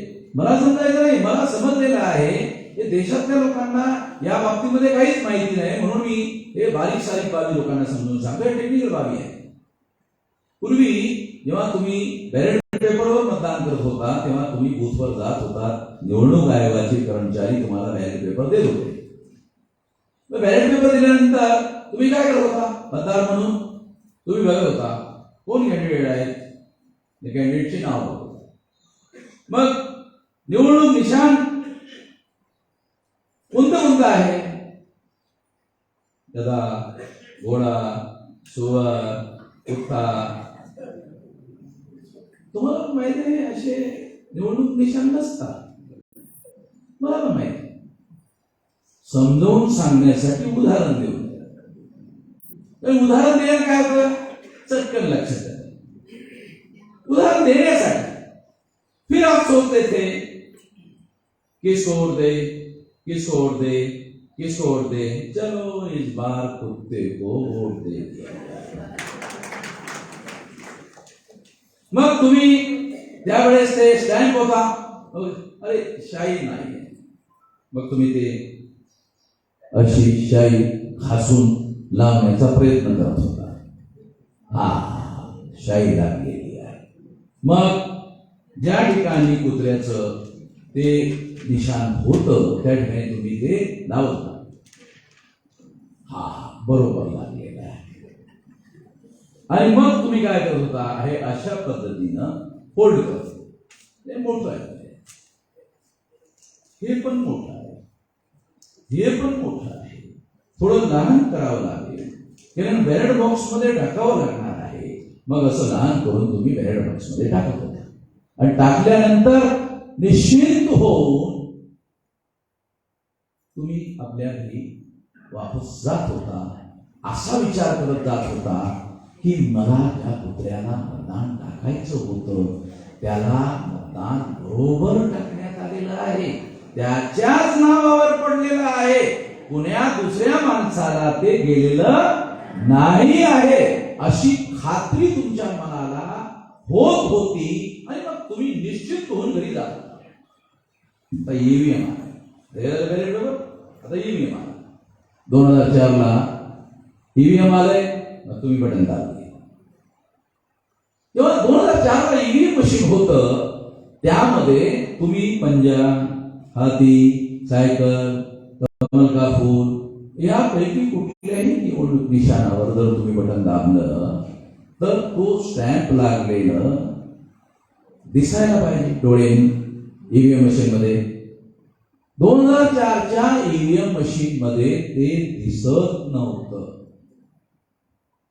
म्हणून सुप्रीम कोर्टाने या जजमेंट मध्ये लिहिलं की ईव्हीएम मशीन ट्रान्सपरंट नाही आहे, म्हणजे मराठीमध्ये पारदर्शी नाही आहे.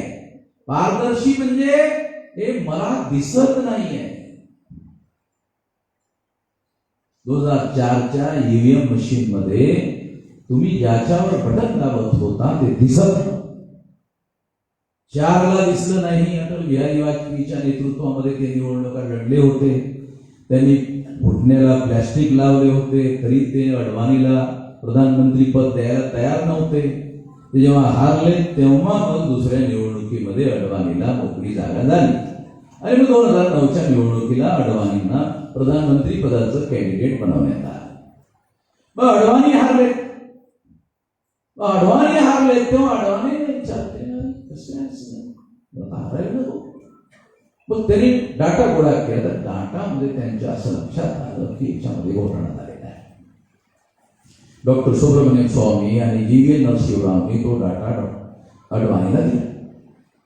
अडवाणीला बघितल्यानंतर अडवाणींनी घोषणा केली की या ईव्हीएम मशीनचा पर्दाफाश करण्यासाठी, बंडाफोड करण्यासाठी मी देशभर आता रथयात्रा काढणार. कारण अडवाणीजवळ एकच कार्यक्रम होता, काही झालं रथयात्रा, काही झालं रथयात्रा, काही झालं तर यात्रा, तुम्ही रथयात्रा काढ. दुसरी गोष्ट आहे, डॉक्टर सुब्रमण्यम स्वामी आणि ह्या लोकांनी जेव्हा कोर्टामध्ये केस दाखल केली तेव्हा कोर्टानं नोटीस इश्यू केली. सेंट्रल गव्हर्नमेंट काँग्रेसचं काँग्रेसला जर नोटीस गेली तर नोटीस बरोबर पुरावे पण गेले. तुम्हाला बरेच बहुतांश लोकांना माहित आहे की नाही माहित आहे की जेव्हा अपोजिशन पार्टीला नोटीस दिली जाते तेव्हा ते पुरावे दिले जातात, म्हणजे त्यांना काय म्हणायचं आहे त्यांना उत्तर कोर्टामध्ये देता येईल. ते डॉक्युमेंटरी एव्हिडन्स जेव्हा सेंट्रल गव्हर्नमेंटला पाठवण्यात आले तेव्हा काँग्रेसच्या लक्षात आलं की आपला 2004चा घोटाळा, 2009चा घोटाळा पकडण्यात आलेला आहे. अजून तर ना त्यांचे काँग्रेसचे लोक काय म्हणतात, नाही ते वामन मेश्राम काँग्रेसच्या विरोधामध्ये बोलतात, यांनी त्यांना काय विचारलं पाहिजे, आपण घोटाळा केला का? ते बोलतात नाही बोलत, हा दुसऱ्या नंबरचा प्रश्न आहे. तिसऱ्या नंबरचा, आपण घोटाळा केला का? मला तर सांगू नाही, तुम्ही वामन मेश्राम पासून लपवून ठेवा, मला काढण्याचा अधिकार मला तर सांगा. म्हणजे मी आतल्या आत्ता माहिती असू द्या. आणि जर समजा काँग्रेसच्या लोकांनी करून दिले हा घोटाळा केला,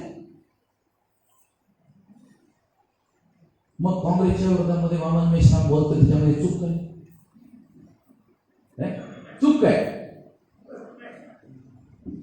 म्हणजे मी तुम्हाला समजून यावरून या गोष्टी समजून सांगत राहिलो. तेव्हा मला असं म्हणायचं की जर हा घोटाळा झालेला आहे तर हा घोटाळा थांबवला गेला पाहिजे, अशी भूमिका घेतली पाहिजे. आता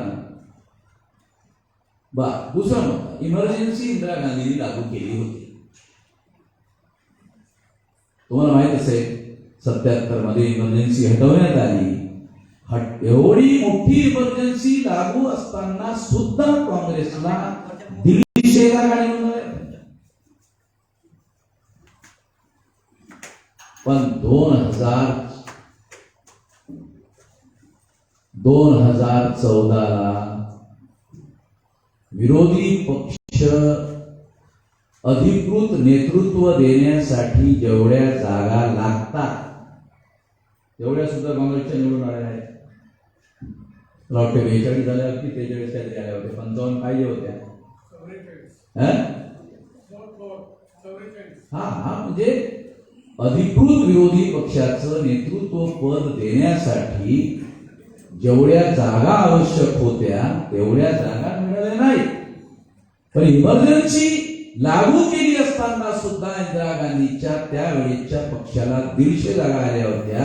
परंतु 2014ला मात्र अधिकृत विरोधी पक्ष सुद्धा बनवता येऊ नये एवढ्या कमी जागा काँग्रेसला मिळाल्या. याचा विचार केला पाहिजे.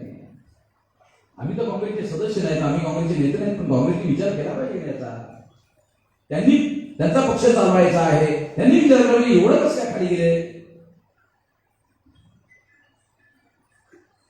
तेव्हा ईव्हीएम मशीनच्या माध्यमातून घोटाळा होतो आणि मग तो घोटाळा थांबवण्यासाठी सुप्रीम कोर्टाने पेपर ट्रेल मशीन लावली. त्या अगोदर 2004-2009ला जेव्हा तुम्ही मतदान करत होता तेव्हा डोळ्यानं दिसत नव्हतं.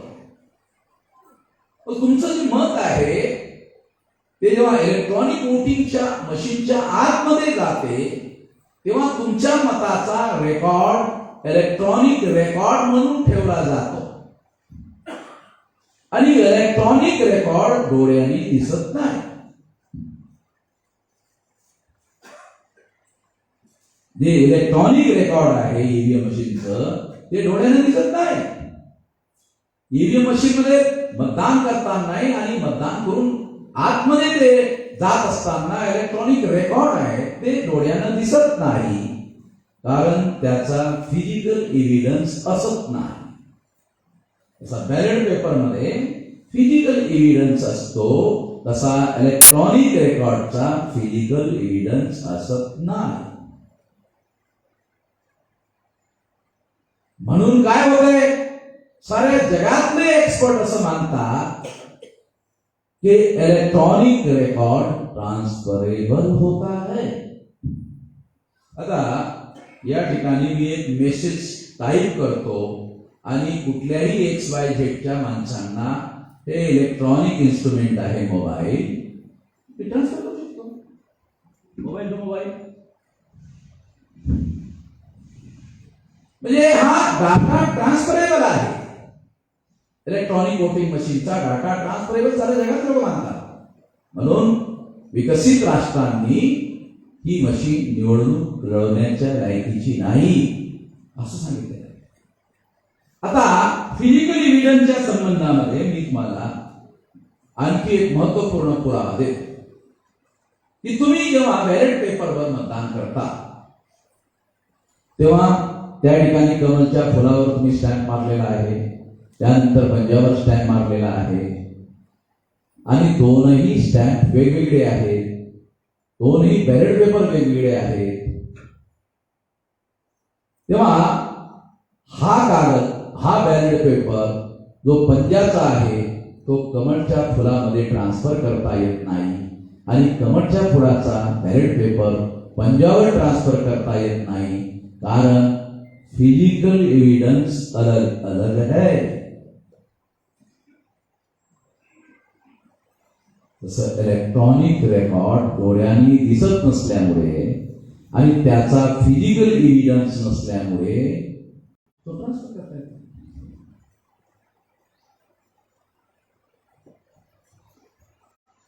तेव्हा 2014ला काय झालंय, पेपर टेल मशीन आलंय. मग पेपर टेल मशीन आल्यानंतर तुम्ही मतदान करायला गेला, मतदान आता दिसायला 2014ला काय झालंय, दिसणं सुरू झालं. दिसणं 7 सेकंद ते दिसते, थांबते. 7 सेकंदच्या नंतर तो कागदाचा तुकडा कटून बॅलेट बॉक्समध्ये, तो अशाच पद्धतीचा कागद स्टॅम्प लागलेला बॅलेट पेपर मध्ये, बॅलेट बॉक्स मध्ये पडतो. as good as ballot paper. आणि मग काउंटिंग होतं, एक कॅन्डिडेट निवडून हारतो, तो असं म्हणतो मला इलेक्ट्रॉनिक रेकॉर्डवर भरोसा नाही, त्यामुळे पेपर ट्रेल मशीनच्या माध्यमातून जे कागद बॅलेट बॉक्स मध्ये पडलेली आहेत त्याची रिकाउंटिंग मला हवी आहे. सुप्रीम कोर्टाने 8 ऑक्टोबर 2013ला रिकाउंटिंगचा ऑर्डर दिला. रिकाउंटिंगचा ऑर्डर कलेक्टरला बंधनकारक आहे. बॅलेट पेपर असताना जेव्हा रिकाउंटिंग होत होतं तेव्हा रिकाउंटिंग या शब्दाचा अर्थ 100% होत होतं आणि हारलेला कॅन्डिडेट कधी कधी जिंकत होता आणि जिंकलेला कॅन्डिडेट कधी कधी हारत होता, असं बॅलेट पेपरचं जुनं रेकॉर्ड अवेलेबल आहे. तेव्हा पेपर ट्रेल मशीनच्या मध्ये पडलेली कागद जेव्हा रिकाउंटिंगची मागणी केली जाते तेव्हा ती रिकाउंटिंगची मागणी मंजूर केली जाते आणि रिकाउंटिंग होते. आता रिकाउंटिंग होत असल्यामुळे काय होतंय, ईव्हीएम मध्ये घोटाळा होतो आणि पेपर ट्रेल मध्ये तो करता येत नाही, कारण त्याचे फिजिकल एव्हिडन्स असतात. म्हणून काय होतं, पेपर ट्रेल मध्ये तो घोटाळा पकडला जातो. ईव्हीएम मध्ये जो ट्रान्सफरेबल डाटा आहे तो पेपर ट्रेल मध्ये पकडला जातो. तो पकडला जावा यासाठी सुप्रीम कोर्टाने पेपर ट्रेल मशीन लावण्याचा आदेश दिला. आणि तो लावण्याचा आदेश का दिला? तर जे जे कोणी घोटाळा करू इच्छिणारे लोक आहेत त्या सर्व लोकांना अगोदरच माहित असायला हवं की ईव्हीएम मध्ये घोटाळा करता येतो आणि पेपर ट्रेल मशीन मध्ये घोटाळा पकडता येतो. या दोनही गोष्टी अगोदरच घोटाळा करणाऱ्यांना आणि न करणाऱ्यांना दोघांनाही माहीत होत असतं. मग जर एखाद्या घोटाळा करणाऱ्या माणसाला अगोदरच माहीत असेल की पेपर ट्रेल मध्ये हा घोटाळा पकडला जातो तर तो घोटाळा करतच नाही. थांबवण्यासाठी सुप्रीम कोर्टाने ऑर्डर चांगलं काम केले. पण निवडणूक आयोगाने 2014च्या निवडणुकीमध्ये पेपर ट्रेल मशीन लावलीच.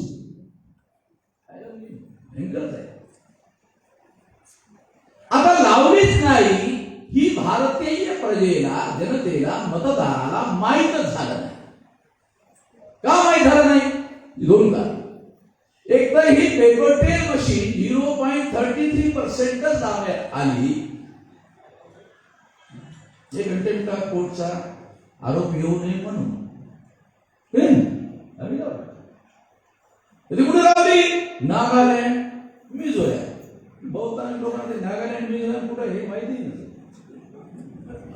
यामध्ये बसलेल्या लोकांना त्यामुळे लोकांना माहीतच झालं नाही की पेपर ट्रेल नावाची मशीन 2014च्या निवडणुकीमध्ये लावण्यात आलेली आहे. ती सुप्रीम कोर्टाच्या आदेशावर लावण्यात आलेली आहे. कारण 2004ला 2009ला ईव्हीएम मशीन मध्ये घोटाळा झाला असल्यामुळे ती लावण्यात आलेली आहे. असं सांगता येऊ नये, लोकांना माहीत होऊ नये, लोकांपासून लपवता यावं यासाठी नागालँड, मिझोरमला ते लावण्यात आलं. 0.33 मधलं अर्धा टक्का पण लागले. मग तुम्हाला हे झालं म्हणजे तुम्हाला हे माहीतच नाही लावली की नाही लावली. का माहित नाही? त्याचं दुसरं कारण काय? पेपरवाल्यांनी बातमी छापली. म्हणजे या गठारीमध्ये केवळ काँग्रेस सहभागी आहे, केवळ बीजेपी सहभागी आहे असं नाही. बऱ्याच संस्था यामध्ये, निवडणूक आयोग यामध्ये सहभागी आहे. आणि निवडणूक आयोग जर सहभागी नसता घोटाळा करण्यामध्ये तर शिवसेना नावाचा पक्ष चीफ इलेक्शन कमिशनरनी शिंदे पूर्वी कधी झालं नाही. असा कायदा सुद्धा नाही आणि निवडणूक आयोग देऊन टाकले. घटनाकारांनी काय लिहिले घटनेमध्ये? फ्री, फेअर अँड ट्रान्सपरंट निवडणुका करण्याचा सर्वाधिकार निवडणूक आयोगाचा राहील आणि त्यासाठी त्यांना सर्व अधिकार बहाल करण्यात येत आहेत. निवडणूक कमिशनर हे भारत सरकारचे नोकरदार असणार नाही. ते ऑटोनॉमस असेल. परंतु राजीव कुमार जो चीफ इलेक्शन कमिशनर आहे तो नरेंद्र मोदीची चाकरी करण्याचं काम करून राहिला. त्याच्या नारायणी हर आहे त्याला. तो माणूस चीफ इलेक्शन कमिशनर जो भारत सरकारचा नोकरदार नाही, तो त्या नरेंद्र मोदीचं, भाजपाचं, आरएसएसचं पाय चाटायचं काम करून राहिला. त्याला किती मोठे अधिकार घटनाकारांनी दिले, त्याच्यावर जबाबदारी आहे फ्री, फेअर अँड ट्रान्सपरंट निवडणुकीची. तो हे काम नाही करून राहिला, दुसरंच काम करून राहिला. दुसरा मुद्दा असा, हे एवढंच काम नाही केले, शिवसेनेचे पक्षाचं नाव देऊन टाकले. निवडणूक आयोगाने हे आणि यापेक्षा अनेक ब्लंडर केल्या म्हणून चीफ जस्टिस चंद्रचूडने 4 दिवसापूर्वी सुप्रीम कोर्टामध्ये निर्णय दिला की इथून पुढे कुठल्याही प्रधानमंत्र्याला निवडणूक कमिशनर निवडण्याचा अधिकार राहणार नाही.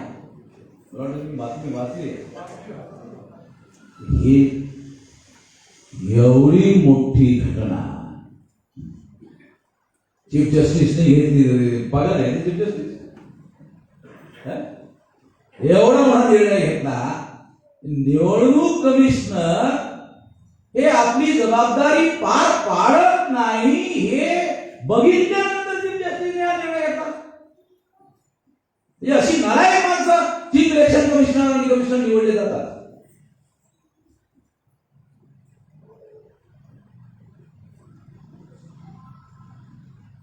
आता महत्वपूर्ण मुद्दा काय आहे की मग ह्या लोकांनी, ह्या निवडणूक कमिशनर लोकांनी हे जे काम केलेलं आहे त्यामध्ये पुढचा टप्पा काय आहे?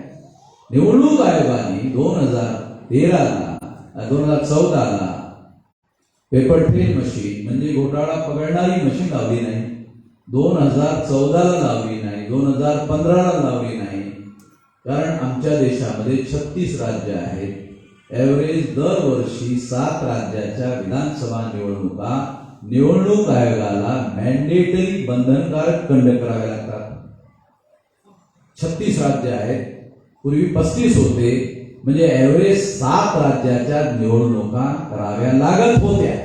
आता 36 असल्यामुळे एका वर्षी 8 कराव्या. तेव्हा 14ला, 15ला, 16ला निवडणूक आयोगाने पेपर टेल मशीन लावलीच नाही. का लावली नाही? निवडणूक आयोगाला अगोदरच माहित आहे ईव्हीएम मध्ये घोटाळा होतो. का माहित आहे? तर निवडणूक आयोगच ऑर्डर देते मशीन बनवायला कंपनीला, आणि कंपनीवाला काय सांगते? जरा घोटाळा करणारी मशीन लागेल आपल्याला.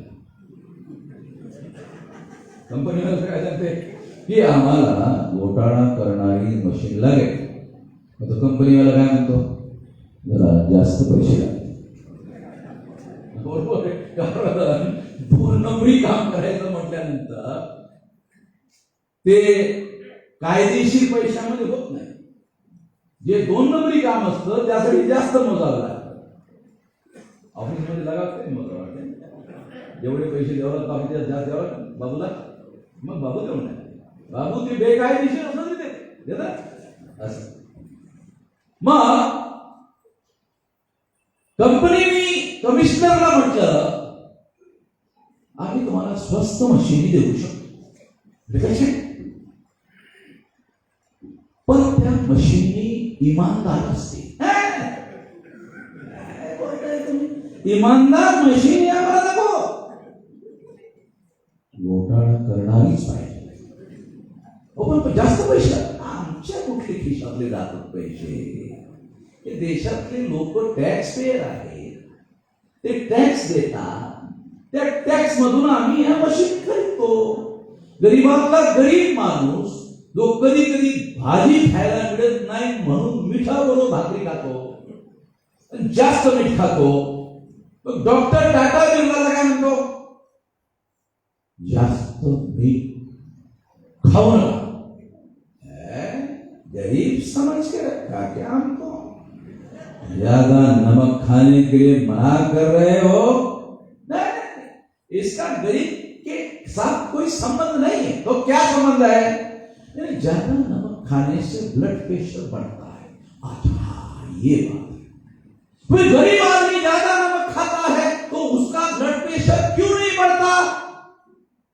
तो डॉक्टर टाटा बिरला को कहता है गरीब का ब्लड प्रेशर इसलिए नहीं बढ़ता क्योंकि गरीब के शरीर में ब्लड होगा तो ना प्रेशर होगा. चलो ब्लड नहीं, प्रेशर कहां से होगा? ब्लड होगा तब प्रेशर होगा. चला ब्लड नहीं, चला प्रेशर कहां से होगा? तो गरीब ज्यादा नमक खाता है, नमक पे टैक्स लगा हुआ है, तो गरीब भी टैक्स पे करता है, ज्यादा टैक्स पे करता है. गरीब से गरीब आदमी के पैसे से जो सरकार के पास पैसा जमा होता है वो पैसा चुनाव कमिश्नर घोटाला करने वाली मशीन खरीदने के लिए खर्चा करते हैं. इसलिए चुनाव आयोग को पहले से मालूम होता है घोटाला होता है, उसको पहले मालूम है. इसलिए चुनाव आयोग पहले से मालूम होने की वजह से पेपर ट्रेल मशीन, घोटाला पकड़ने वाली मशीन लगाता नहीं। क्यों? उसको पहले से मालूम है तो घोटाला करने वाली मशीन, ये घोटाला पकड़ने वाली मशीन, मैं घोटाला करूंगा, ये घोटाला पकड़ा जाएगा। और घोटाला पकड़ा गया तो इलेक्शन कमिश्नर पर देशद्रोह का मुकदमा चलाया जा सकता है और फांसी की सजा हो सकती है। 14, 15, 16 नहीं लगाया। जब नहीं लगाया तो मैं सुप्रीम कोर्ट गया। सुप्रीम कोर्ट में मैंने केस दायर किया। सुप्रीम कोर्ट में मैंने सारे दस्तावेज दिए। सुप्रीम कोर्ट ने नोटिस इशू किया। चुनाव आयोग का वकील कोर्ट में हाजिर हुआ और चुनाव आयोग के वकील ने जज साहब को कहा, जज साहब ये जो अमन मेश्राम है जिसने हमारे खिलाफ में केस दायर किया है वो ऐसे ऐसे ऐसे ऐसे ऐसे ऐसे लेटर लिखता है। जज साहब, जज ने पूछा वकील को चुनाव आयोग कैसे कैसे लिखता है? वकील ने कहा चुनाव आयोग को पढ़ के सुनाए। हाँ पढ़ के सुना, सुनो अमन मेश्राम का लेटर पढ़ के सुना। वो पढ़ के सुनाए। 8 अक्टूबर 2013 को सुप्रीम कोर्ट ने पेपर ट्रेल मशीन लगाने का आदेश दिया। चुनाव आयोग ने नहीं लगाया, इसलिए लगाने के लिए मैंने लेटर लिखा। अरे रुको रुको रुको रुको, ये तो हमारा ऑर्डर है। सुप्रीम कोर्ट ने चुनाव आयोग के वकील, अरे ये वामन मेश्राम का थोड़ी है, वो हमारा ऑर्डर है। तुम कह रहे हो वामन मेश्राम ने लेटर लिखा। अरे ये काम हमको सुप्रीम कोर्ट को करना चाहिए था, वामन मेश्राम कर रहा है। ये सुप्रीम कोर्ट को करना चाहिए था, वो कर रहा है। सुप्रीम कोर्ट ने चुनाव आयोग के वकील की आगे बातें नहीं सुनी, ऑर्डर पास कर दिया। 2019 के लोकसभा के चुनाव में 100% पेपर ट्रेल मशीन अर्थात घोटाला पकड़ने वाली मशीन लगाने का आदेश दिया जाता है।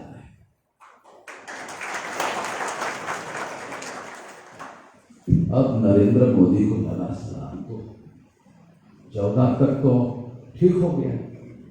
2004 में 2009 में कांग्रेस ने घोटाला किया और 2 बार सेंट्रल गवर्नमेंट बनाई।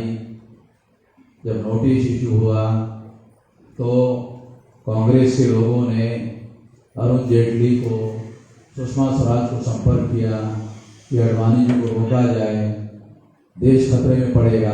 कहा नहीं, हम अडवाणी को नहीं रोक सकते, हमारी औकात नहीं है। कांग्रेस ने सोचा कि अडवाणी को कौन रोक सकता है, तो कांग्रेस को समझ में आया आरएसएस ही अडवाणी को रोक सकता है। कांग्रेस ने आरएसएस संपर्क किया और आरएसएस ने कांग्रेस को कहा ठीक अडवाणी को रोकें, देश को बचाएं। हमें क्या फायदा हो? देश बचे। आप तो देशभक्त लोग, आप राष्ट्रभक्त लोग हो। आरएसएस के लोग राष्ट्रभक्त है। आप लोग बोलते हो राष्ट्रभक्त राष्ट्रभक्त राष्ट्रभक्त राष्ट्रवाद राष्ट्रवाद राष्ट्रवाद। तो आरएसएस ने कहा एक एससी एसटी ओबीसी कुल्ली मराठा लोगों को गधा बनाने का कार्यक्रम हमारा। हम थोड़ी लगे जो तुम हमको बोल रहे हो कि राष्ट्रभक्ति के नाम पर ही हम तुम्हारी बात मान ले, हमें फायदा क्या हो पाएगा? कांग्रेस ने कहा ठीक 2014 का चुनाव तुम घोटाला करके जीत लो। अब हमारे घोटाले के सबूत तो तुमको मालूम हो गए, अब तुमसे क्या छुपाने का? तुम एक बार करो। बाकी आरएसएस ने कांग्रेस को कहा तुमने 2 बार घोटाला किया, हमको एक कई बार तो कांग्रेस तुम भी 2 बार करना चाहते। हम कांग्रेस के लोग तो 2 नंबरी लोग हैं, सारे भारत के लोग हैं, कांग्रेस 2 नंबरी लोग। ये जिला वाले लोग, जिला वाले लोगों की समस्या क्या है? कांग्रेस को कांग्रेस टिकट देगी तो है।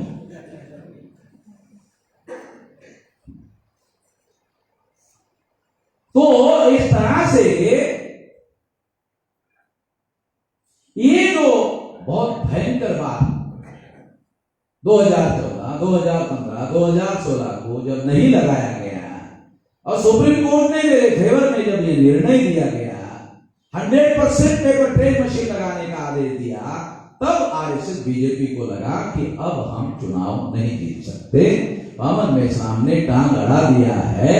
वामन मेश्राम की टांग इतनी कमजोर टांग नहीं है जिसको हटाया जाए। ये गांधी जी की टांग नहीं है, वामन मेश्राम की टांग है। गांधी जी की टांग तो सिंगल हड्डी वाली है, वामन मेश्राम की तो डबल हड्डी वाली है। तो कैसे किया जाए? तो कांग्रेस को हमारी मदद करनी चाहिए। कांग्रेस ने बीजेपी को, आरएसएस को, नरेंद्र मोदी को कहा, अरे हमारा प्रधानमंत्री होता ना, जो सारे 2 नंबरी काम करना है, हम पूछते थोड़ी। अब तुम प्रधानमंत्री हो, सरकार तुम्हारा, चीफ इलेक्शन कमिश्नर तुम्हारा, सारे देश की मशीनरी तुम्हारी, फिर भी तुमको मदद चाहिए। हमारी होती तो है, जो सारा 2 नंबरी काम है हम कर लेते। आपकी मदद लगेगी। कांग्रेस ने अभिषेक मनु सिंघवी के द्वारा फरवरी 2019 को सुप्रीम कोर्ट में केस दायर किए मेरे केस के विरोध। ये कांग्रेस के लोगों को चाहिए, हाईकमांड को पूछना चाहिए कि ऐसा केस किया है। तो वामन मेश्राम को डॉक्यूमेंट दिखा रहा है। कांग्रेस के लोगों को पूछना चाहिए लोअर केस किया क्या, तो सारा फाइल दे देता हूं मैं। अभिषेक मनु सिंघवी कांग्रेस के बड़े नेता है। सुप्रीम कोर्ट के 5 लॉयर है ना भारत में, उसमें कपिल सिब्बल और अभिषेक मनु सिंघवी एक बड़े तोप वकीलों के। तो सुप्रीम कोर्ट में अभिषेक मनु सिंघवी ने फरवरी 2019 को केस दायर किया। उसमें डिमांड क्या किया? उसमें डिमांड किया कि वामन मेश्राम का जो केस है रिकाउंटिंग का, उसे छोड़ दो। क्यों छोड़ दो? ज्यादा समझ। मार्च, अप्रैल, मई, जून, चाहे निवडणूक आयोग 4 महिने लागला आणि 3 दिवस जर रिकाउंटिंगला वेळ लागला तर काय म्हणतात, नाही जास्त वेळ लागून जाईल। परंतु भारतीय संविधान निर्मात्यांनी तुम्हाला फ्री, फेअर अँड ट्रान्सपरंट निवडणुका करण्याचा अधिकार दिलेला आहे। तुम्हाला लवकर निवडणुका करण्याचा आदेश देण्यात येत, असं कुठं घटनेत दिलंय? लवकर दिलेलं नाव घटना काही लिहिलेलं नाही। काय लिहिलंय? फ्री, फेअर अँड ट्रान्सपरंट निवडणुका घडवा, करा, लवकर नाही। पण जर निवडणूक आयोगाला असं वाटते उशीर लागतंय, मग अगोदरच जर 3 महिन्याचा 4 महिन्याचा निवडणूक आयोगाचा कार्यक्रम तुम्ही घोषित करता, त्यामध्ये 10 दिवस अगोदरच घडवून टाका। पहिल्यांदा घोषित करून टाका की हे 3 महिने नाही, 3.5 महिने चालेल। लोकांना अगोदरच माहिती आहे की 3.5 लागणार आहे, मग उशीर होण्याची गरज नाही। तेव्हा या आधारावर काँग्रेसने निवडणूक आयोगाच्या संगनमताने आणि आरएसएस बीजेपीच्या संगनमताने सुप्रीम कोर्टामध्ये केस दाखल केली। काय केस दाखल केली? की रिकाउंटिंग करण्यात येऊ नये, मिलान करण्यात यावं। मिलान किती करण्यात यावं? तर ईव्हीएम मशीन मध्ये जे काउंटिंग होत आहे, जे पेपर ट्रेन मशीन मध्ये 100% करायचं आहे, त्याऐवजी 50% हे मिलान करण्यात यावं की ईव्हीएम बरोबर आहे की नाही आहे हे 50% मतांना ताळून बघण्यात यावं। आता प्रश्न काय आहे? मी तुम्हाला हा संवैधानिक प्रश्न सांगतोय, आमच्या लोकांना बऱ्याच गोष्टी कळत नाही। एक कॉन्स्टिट्यूशनल प्रश्न निर्माण झाला, त्या प्रश्नावर मी सुप्रीम कोर्टामध्ये गेलो। सुप्रीम कोर्टानं त्या प्रश्नावर निर्णय दिला आणि तो प्रश्न, कॉन्स्टिट्यूशनल प्रश्न, संवैधानिक पद्धतीनं निकालात काढला। त्याच मुद्द्यावर पुन्हा सुप्रीम कोर्टामध्ये केस दाखल करता येत नाही। फैसला झालेला आहे, निर्णय झालेला आहे। मग सुप्रीम कोर्टानं पुन्हा त्याच मुद्द्यावर केस एंटरटेन का केली?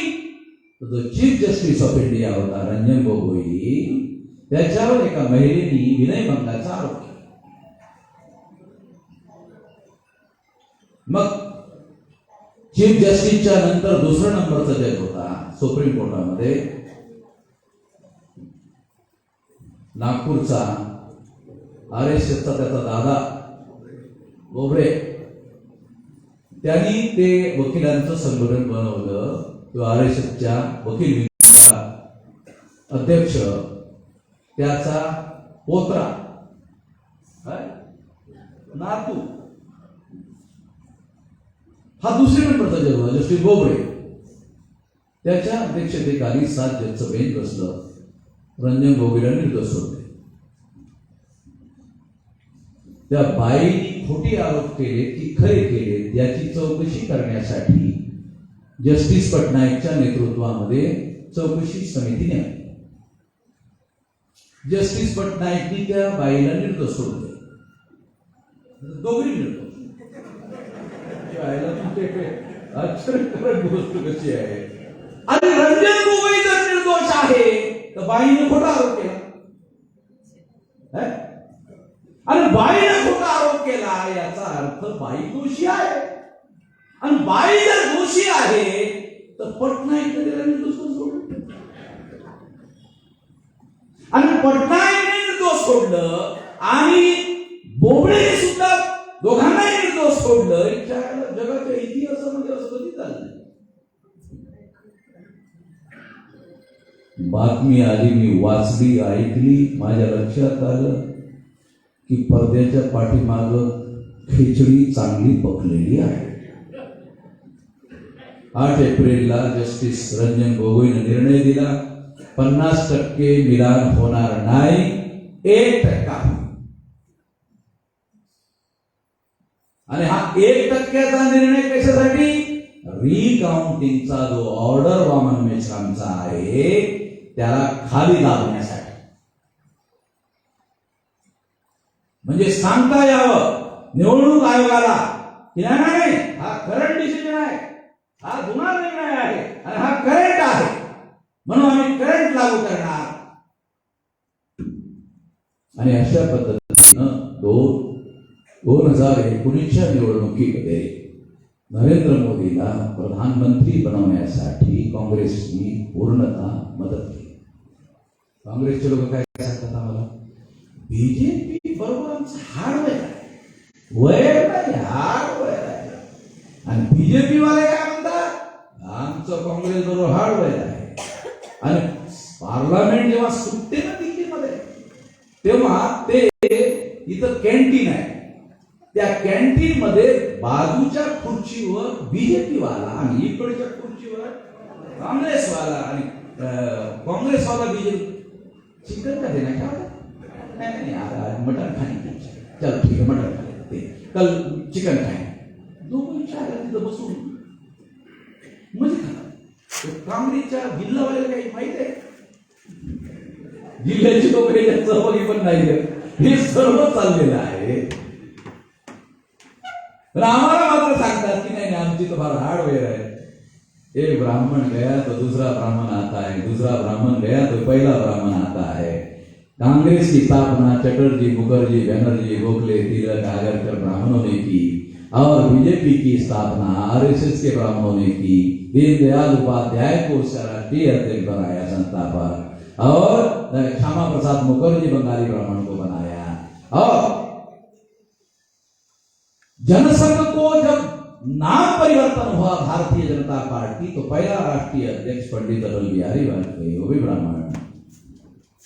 दोनों ब्राह्मणों की पार्टी, एक जाति तो दूसरी आती है, दूसरी जाति तो पहली आती है. ईवीएम मशीन ने भारत में ब्राह्मण राज स्थापित कर दिया, स्थायी कर दिया, परमानेंट कर दिया. किसी को समझ में आ रहा है? किसी को समझ में नहीं आ रहा है. अल्टीमेट पावर ब्राह्मण के हाथ में रहेगा, परमानेंट पावर उनके हाथ में रहेगा. हमारा आदमी मंत्री बन सकता है, राज्य मंत्री बन सकता है, MLA बन सकता है, MP बन सकता है. फैसले लेने का अधिकार उनके पास नहीं होगा, ऐसा हो गया है, एक कर दिया गया है, ये ईवीएम के द्वारा किया गया है। तो क्या करना होगा इसको रोकने के लिए? इसको रोकने के लिए सबसे पहले जो वोट का अधिकार है, मौलिक अधिकार है, ईवीएम मशीन वोट की चोरी कर रही है। पहले लोग एमएलए एमपी चुनते थे, अभी ईवीएम मशीन चुन रही है। इसलिए लोक प्रतिनिधि संकल्पना खत्म हो गई है। अब ईवीएम मशीन के द्वारा एमएलए एमपी बनते हैं और लोकतंत्र से लोकतंत्र था, ईवीएम से ईवीएम शाही हो गई है, ईवीएम शाही आ गई है, लोक से खत्म हो गई है। इतना भयंकर मामला है, रोकना हो। एक जो वोट का अधिकार है, फंडामेंटल राइट है, इस फंडामेंटल राइट को बचाने का अधिकार सुप्रीम कोर्ट के पास है। आर्टिकल 32 के तहत संविधान निर्माताओं ने सुप्रीम कोर्ट को अधिकार दिया है नागरिकों के मौलिक अधिकारों की रक्षा करने का। इसलिए सरकार को, सुप्रीम कोर्ट को हमारा ये अनुरोध है, चुनाव आयोग को भी कहना है, इस बात को स्वीकार करे कि देश का लोकसभा और विधानसभा का चुनाव सुप्रीम कोर्ट के 3 जज के पैनल के निगरानी, नियंत्रण और निर्देशन में चलाया जाए। 3 जज का पैनल होना चाहिए। दूसरा, नागरिकों को सरकार चुनना है, सरकार बदलना है, सरकार बनाना है, तो नागरिकों की कमेटी होनी चाहिए निगरानी, नियंत्रण, निर्देशन करने के लिए, और चुनाव आयोग पर चेक होना चाहिए, न्यायालय का चेक हो और नागरिकों का चेक हो। और नागरिक समितियां स्टेट लेवल पर भी हो, लोकसभा लेवल पर, विधानसभा लेवल पर भी हो। अगर निगरानी, नियंत्रण और निर्देशन के तहत चुनाव होता है तो घोटाला होने के पहले रोका जाएगा। घोटाला होने के पहले रोकना जरूरी है। अगर ऐसा होता है तो ईवीएम मशीन चलाया जा सकती है। लोगों ने मुझे कहा ईवीएम मशीन तोड़ना होगा, ईवीएम मशीन फोड़ना होगा। मैंने लोगों को कहा, जो सजेशन दे रहे थे, मैंने कहा मैं इसके लिए तैयार नहीं हूं। संविधान के दायरे में रहकर काम करने का मैं आदी हूं। मैं पहले लिखित रूप से चुनाव आयोग को ये सजेशन दूंगा, अगर वो मानते हैं अक्टूबर, नवंबर, दिसंबर तक समय देता हूं। नहीं मानते हैं, भारत बंद करेंगे।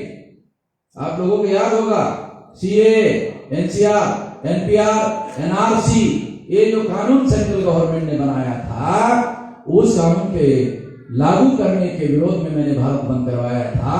आज तक भारत सरकार उस कानून को लागू नहीं कर पाई। तो मैंने आप लोगों को बताया, आज तक वो कानून लागू नहीं कर पाई। आसाम में 19,48,000 लोगों को नागरिकता के अधिकार से वंचित कर दिया था। उसमें केवल 5 लाख मुसलमान थे, 14,48,000 SC, ST, OBC के थे। इस मुद्दे को लेकर मैंने भारत बंद कराया। राष्ट्र को कानून अमित शाह का, नरेंद्र मोदी का, RSS का, बीजेपी का लागू नहीं हो पाया। इसका मतलब है हमारे पास भी ताकत है, रोकने की ताकत है। ये मैंने प्रूव कर दिया। लगभग 12 लाख NGO है, उन लोगों के साथ भी वार्ता हो रही है। जो भारत बंद है, बहुत विशाल भारत बंद होगा। इसकी तैयारी हम लोग कर रहे हैं। ये तैयारी शुरू हो गई है। आप लोगों को भी निर्देश है, 10, 20, 25, 50, 100, 200 लोगों की मीटिंग करना शुरू करो, तैयारी करो। तोड़ो मत। मैं जब तक नहीं बोलूंगा तब तक तोड़ने का नहीं, मैं बोलूंगा तब तोड़ने का। नगर के हमारे कार्यकर्ता ने एक मशीन तोड़ दिया। मैंने पूछा, अरे अकेले को क्यों किया? दिसंबर तक रोकने, मुझे तोड़ दिया। तो क्या हुआ? फिर आगे क्या हुआ? गले पकड़ के, फिर क्या हुआ? जमानत हो गई। फिर क्या हुआ? केस चली। फिर केस का रिजल्ट क्या है? छूट गया। फिर क्या कैसे छूटा? तो जज साहब को कहा ईवीएम में घोटाला होता है। जज साहब ने पूछा कैसे? मुझे सुप्रीम कोर्ट के जजमेंट की कॉपी दिया। ये कहाँ है? लो बेटा लो। जज ने पढ़ा, अरे है, चलो जाओ। एक आदमी ने मशीन फोड़ा और निर्दोष छूट गया। अगर लाखों लोग किसी के घर में घुसकर उसकी हत्या कर देते हैं तो कोई एफआईआर नहीं होता। कर्नल गद्दाफी के घर में लोग घुस गए, उसकी हत्या कर दिया, कोई एफआईआर। तो अखबार वाले ने क्या लिखा, टीवी वाले ने क्या लिखा, ये हत्या नहीं है, रेवोल्यूशन है। ये हत्या नहीं, रेवोल्यूशन है। कोई एफआईआर, रेवोल्यूशन की क्या एफआईआर होती है क्या? तो हम लोगों ने प्लान बनाया 15 लाख बूथ रहेंगे, तो 15 लाख बूथ पर 15 लाख कार्यकर्ता शेड्यूल कास्ट के, 15 लाख शेड्यूल ट्राइब के, 15 लाख माइनॉरिटी टाइप के, 15 लाख एमबीसी के, 15 लाख ओबीसी के, 15 लाख महिलाओं के। एक ग्रुप तैयार करें, वो आदमी जाएगा, मशीन उठाएगा, वोट भी डालेगा, वो वोट डालने के बाद उठाएगा, जमीन पर पटक देगा। कोई हथौड़ा लेकर जाने की जरूरत नहीं है, हथौड़ा लेकर जाने नहीं देंगे, उठाएगा, पटकने तोड़ देगा, टूट जाएगी। बहुत सेंसिटिव होती हो, एसी लगाना पड़ता तब चलती है, तो चलेगी नहीं। और ये जो आप तैयारी करोगे ना, एक फोड़ने वाले लोगों की वीडियो बनाओ, वो वीडियो चुनाव आयोग को भेजो, कोऑर्डिनेटर दो, तैयारी करो, चुप के थोड़ी कर। किसी ने मुझे कहा निशान दिया, ऐसा करने से जेल होगा, मुझे कहा ये जेल होगा। मैंने कहा गांधी जी जेल में जाते जाते लहान हो गए कि महान हो गए? महान, तो हम सारे कौन से छोटे हैं? देश के लिए, संविधान की रक्षा के लिए, लोकतंत्र की रक्षा के लिए लड़ रहे, चोरी कर रहे, डकैती डाल रहे, ठगी कर रहे, देश के लिए कर रहे, तो देश के लिए, लोकतंत्र के लिए, संविधान की रक्षा के लिए जेल में जाएंगे तो वो हीरो बनकर वापस आता है। मैं जेल में गया गुजरात में, नरेंद्र मोदी के, लोगों को डर लगता है, मैं गया, मैं पुलिस वाले मेरे को अरेस्ट नहीं करते, मेरे पुलिस वालों का अरेस्ट क्यों नहीं करते? करो, ऊपर से आदेश नहीं आता, क्यों? आप बड़े हो जाओगे, इसलिए अरेस्ट करने का ऑर्डर नहीं है।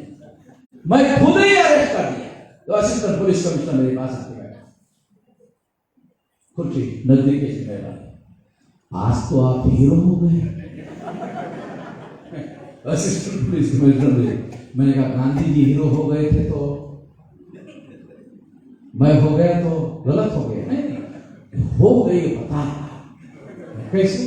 सारे देश भर से टेलीफोन आ रहे हो, दिन भर से, हमें तो मालूम नहीं था। मैंने कहा 45 साल से ये देश भर का नेशनल लेवल का संगठन बनाया, 2030 तक ये 6 लाख काम का संगठन हो जाएगा। जब इतना विशाल संगठन और आंदोलन हो जाएगा, जैसे गांधी जी का हो गया था, तो गांधी जी ने अंग्रेजों को कहा था चलते हुआ नहीं, चलते हुआ। अंग्रेज जे आहेत ते भारत सोडून निघून गेले, तेव्हा या देशाचे जे राज्यकर्ते ब्राह्मण आहेत, त्यांचा डीएनए विदेशी आहे, त्यांनी माझ्यावर असं चालते व्हा म्हणण्याची पाळी आणू नये।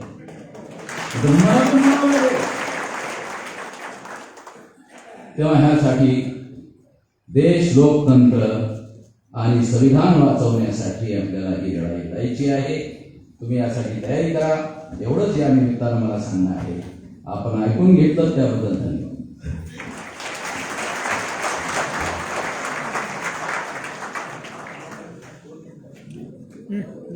यानंतर माननीय केतन ढोरे, छत्रपती क्रांती सेना हिंगणघाट हे माननीय मेश्राम साहेबांना जॅकेट भेट करणार आहे। त्यांनी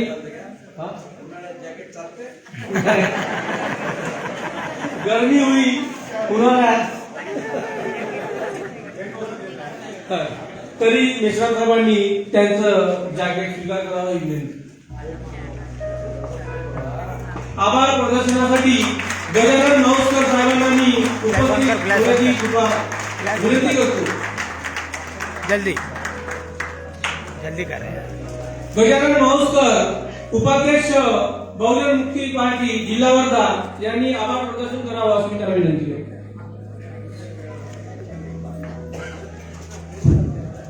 साथी हो, संत तुकारामाचा एक अभंग आहे, बुडते हे जन न देखेवे डोळा म्हणून कळवा येत असे. या जगामध्ये संत तुकाराम महाराज 17व्या शतकामध्ये जे मनुवाद्याच्या तावडीमध्ये जे आपला ओबीसी समाज ST ST ओबीसी सापडून त्यांना अन्याय अत्याचार करून धार्मिक अत्याचार करून जे बुडवण्याचं काम करत होतो आणि त्यांच्या मार्फत तुकारामांनी जी क्रांती केली तेच विचारधारा घेऊन माननीय वामन मेश्राम साहेब आपल्याला जे संविधानिक अधिकार आपली जे मनुवादी व्यवस्था बुडवत आहे आणि EVMच्या माध्यमातून आपली लोकशाही बुडवण्याचा प्रयत्न करत आहे. आणि म्हणून या जगाच्या कळवळ्यानुसार माननीय वामन मेश्राम साहेब रात्रंदिवस EVMचा मुद्दा घेऊन काश्मीर ते कन्याकुमारी फिरत आहे. आणि आज या ठिकाणी वर्धेमध्ये त्यांनी आपल्याला EVM कशी भोगतायची आहे आणि आपल्याला EVM का नाकारावी लागेल हे सांगितलं. त्यांच्याबद्दल मी त्यांचे आभार मानतो. तसे माननीय या कार्यक्रमाचे उद्घाटक माननीय सुबोधजी मोहिते पाटील यांनी सुद्धा आपल्याला EVM आपल्या लोकशाहीसाठी कशी घातक आहे ही सांगितली आणि ते आपल्या कार्यक्रमाला उपस्थित राहिले. त्यांचे सुद्धा मी आभार मानतो. आणि मंचकावर जे काही मान्यवर आले आणि त्यांनी आपला अमूल्य वेळ आमच्या वामन मेश्राम साहेबांची EVM यात्रेला दिला आणि त्याही उपस्थित दाखवली, त्यांची सुद्धा आभार मानतो. तसेच बहुजन मुक्ती पार्टी, बहुजन क्रांती मोर्चा आणि बांगसेच्या सगळ्या आपसूट विविधचे कार्यकर्ते त्यांनी अहोरात्र मेहनत घेऊन या कार्यक्रमासाठी सफल करण्यासाठी जे काही मेहनत घेतली त्यांचे सुद्धा मी आभार मानते.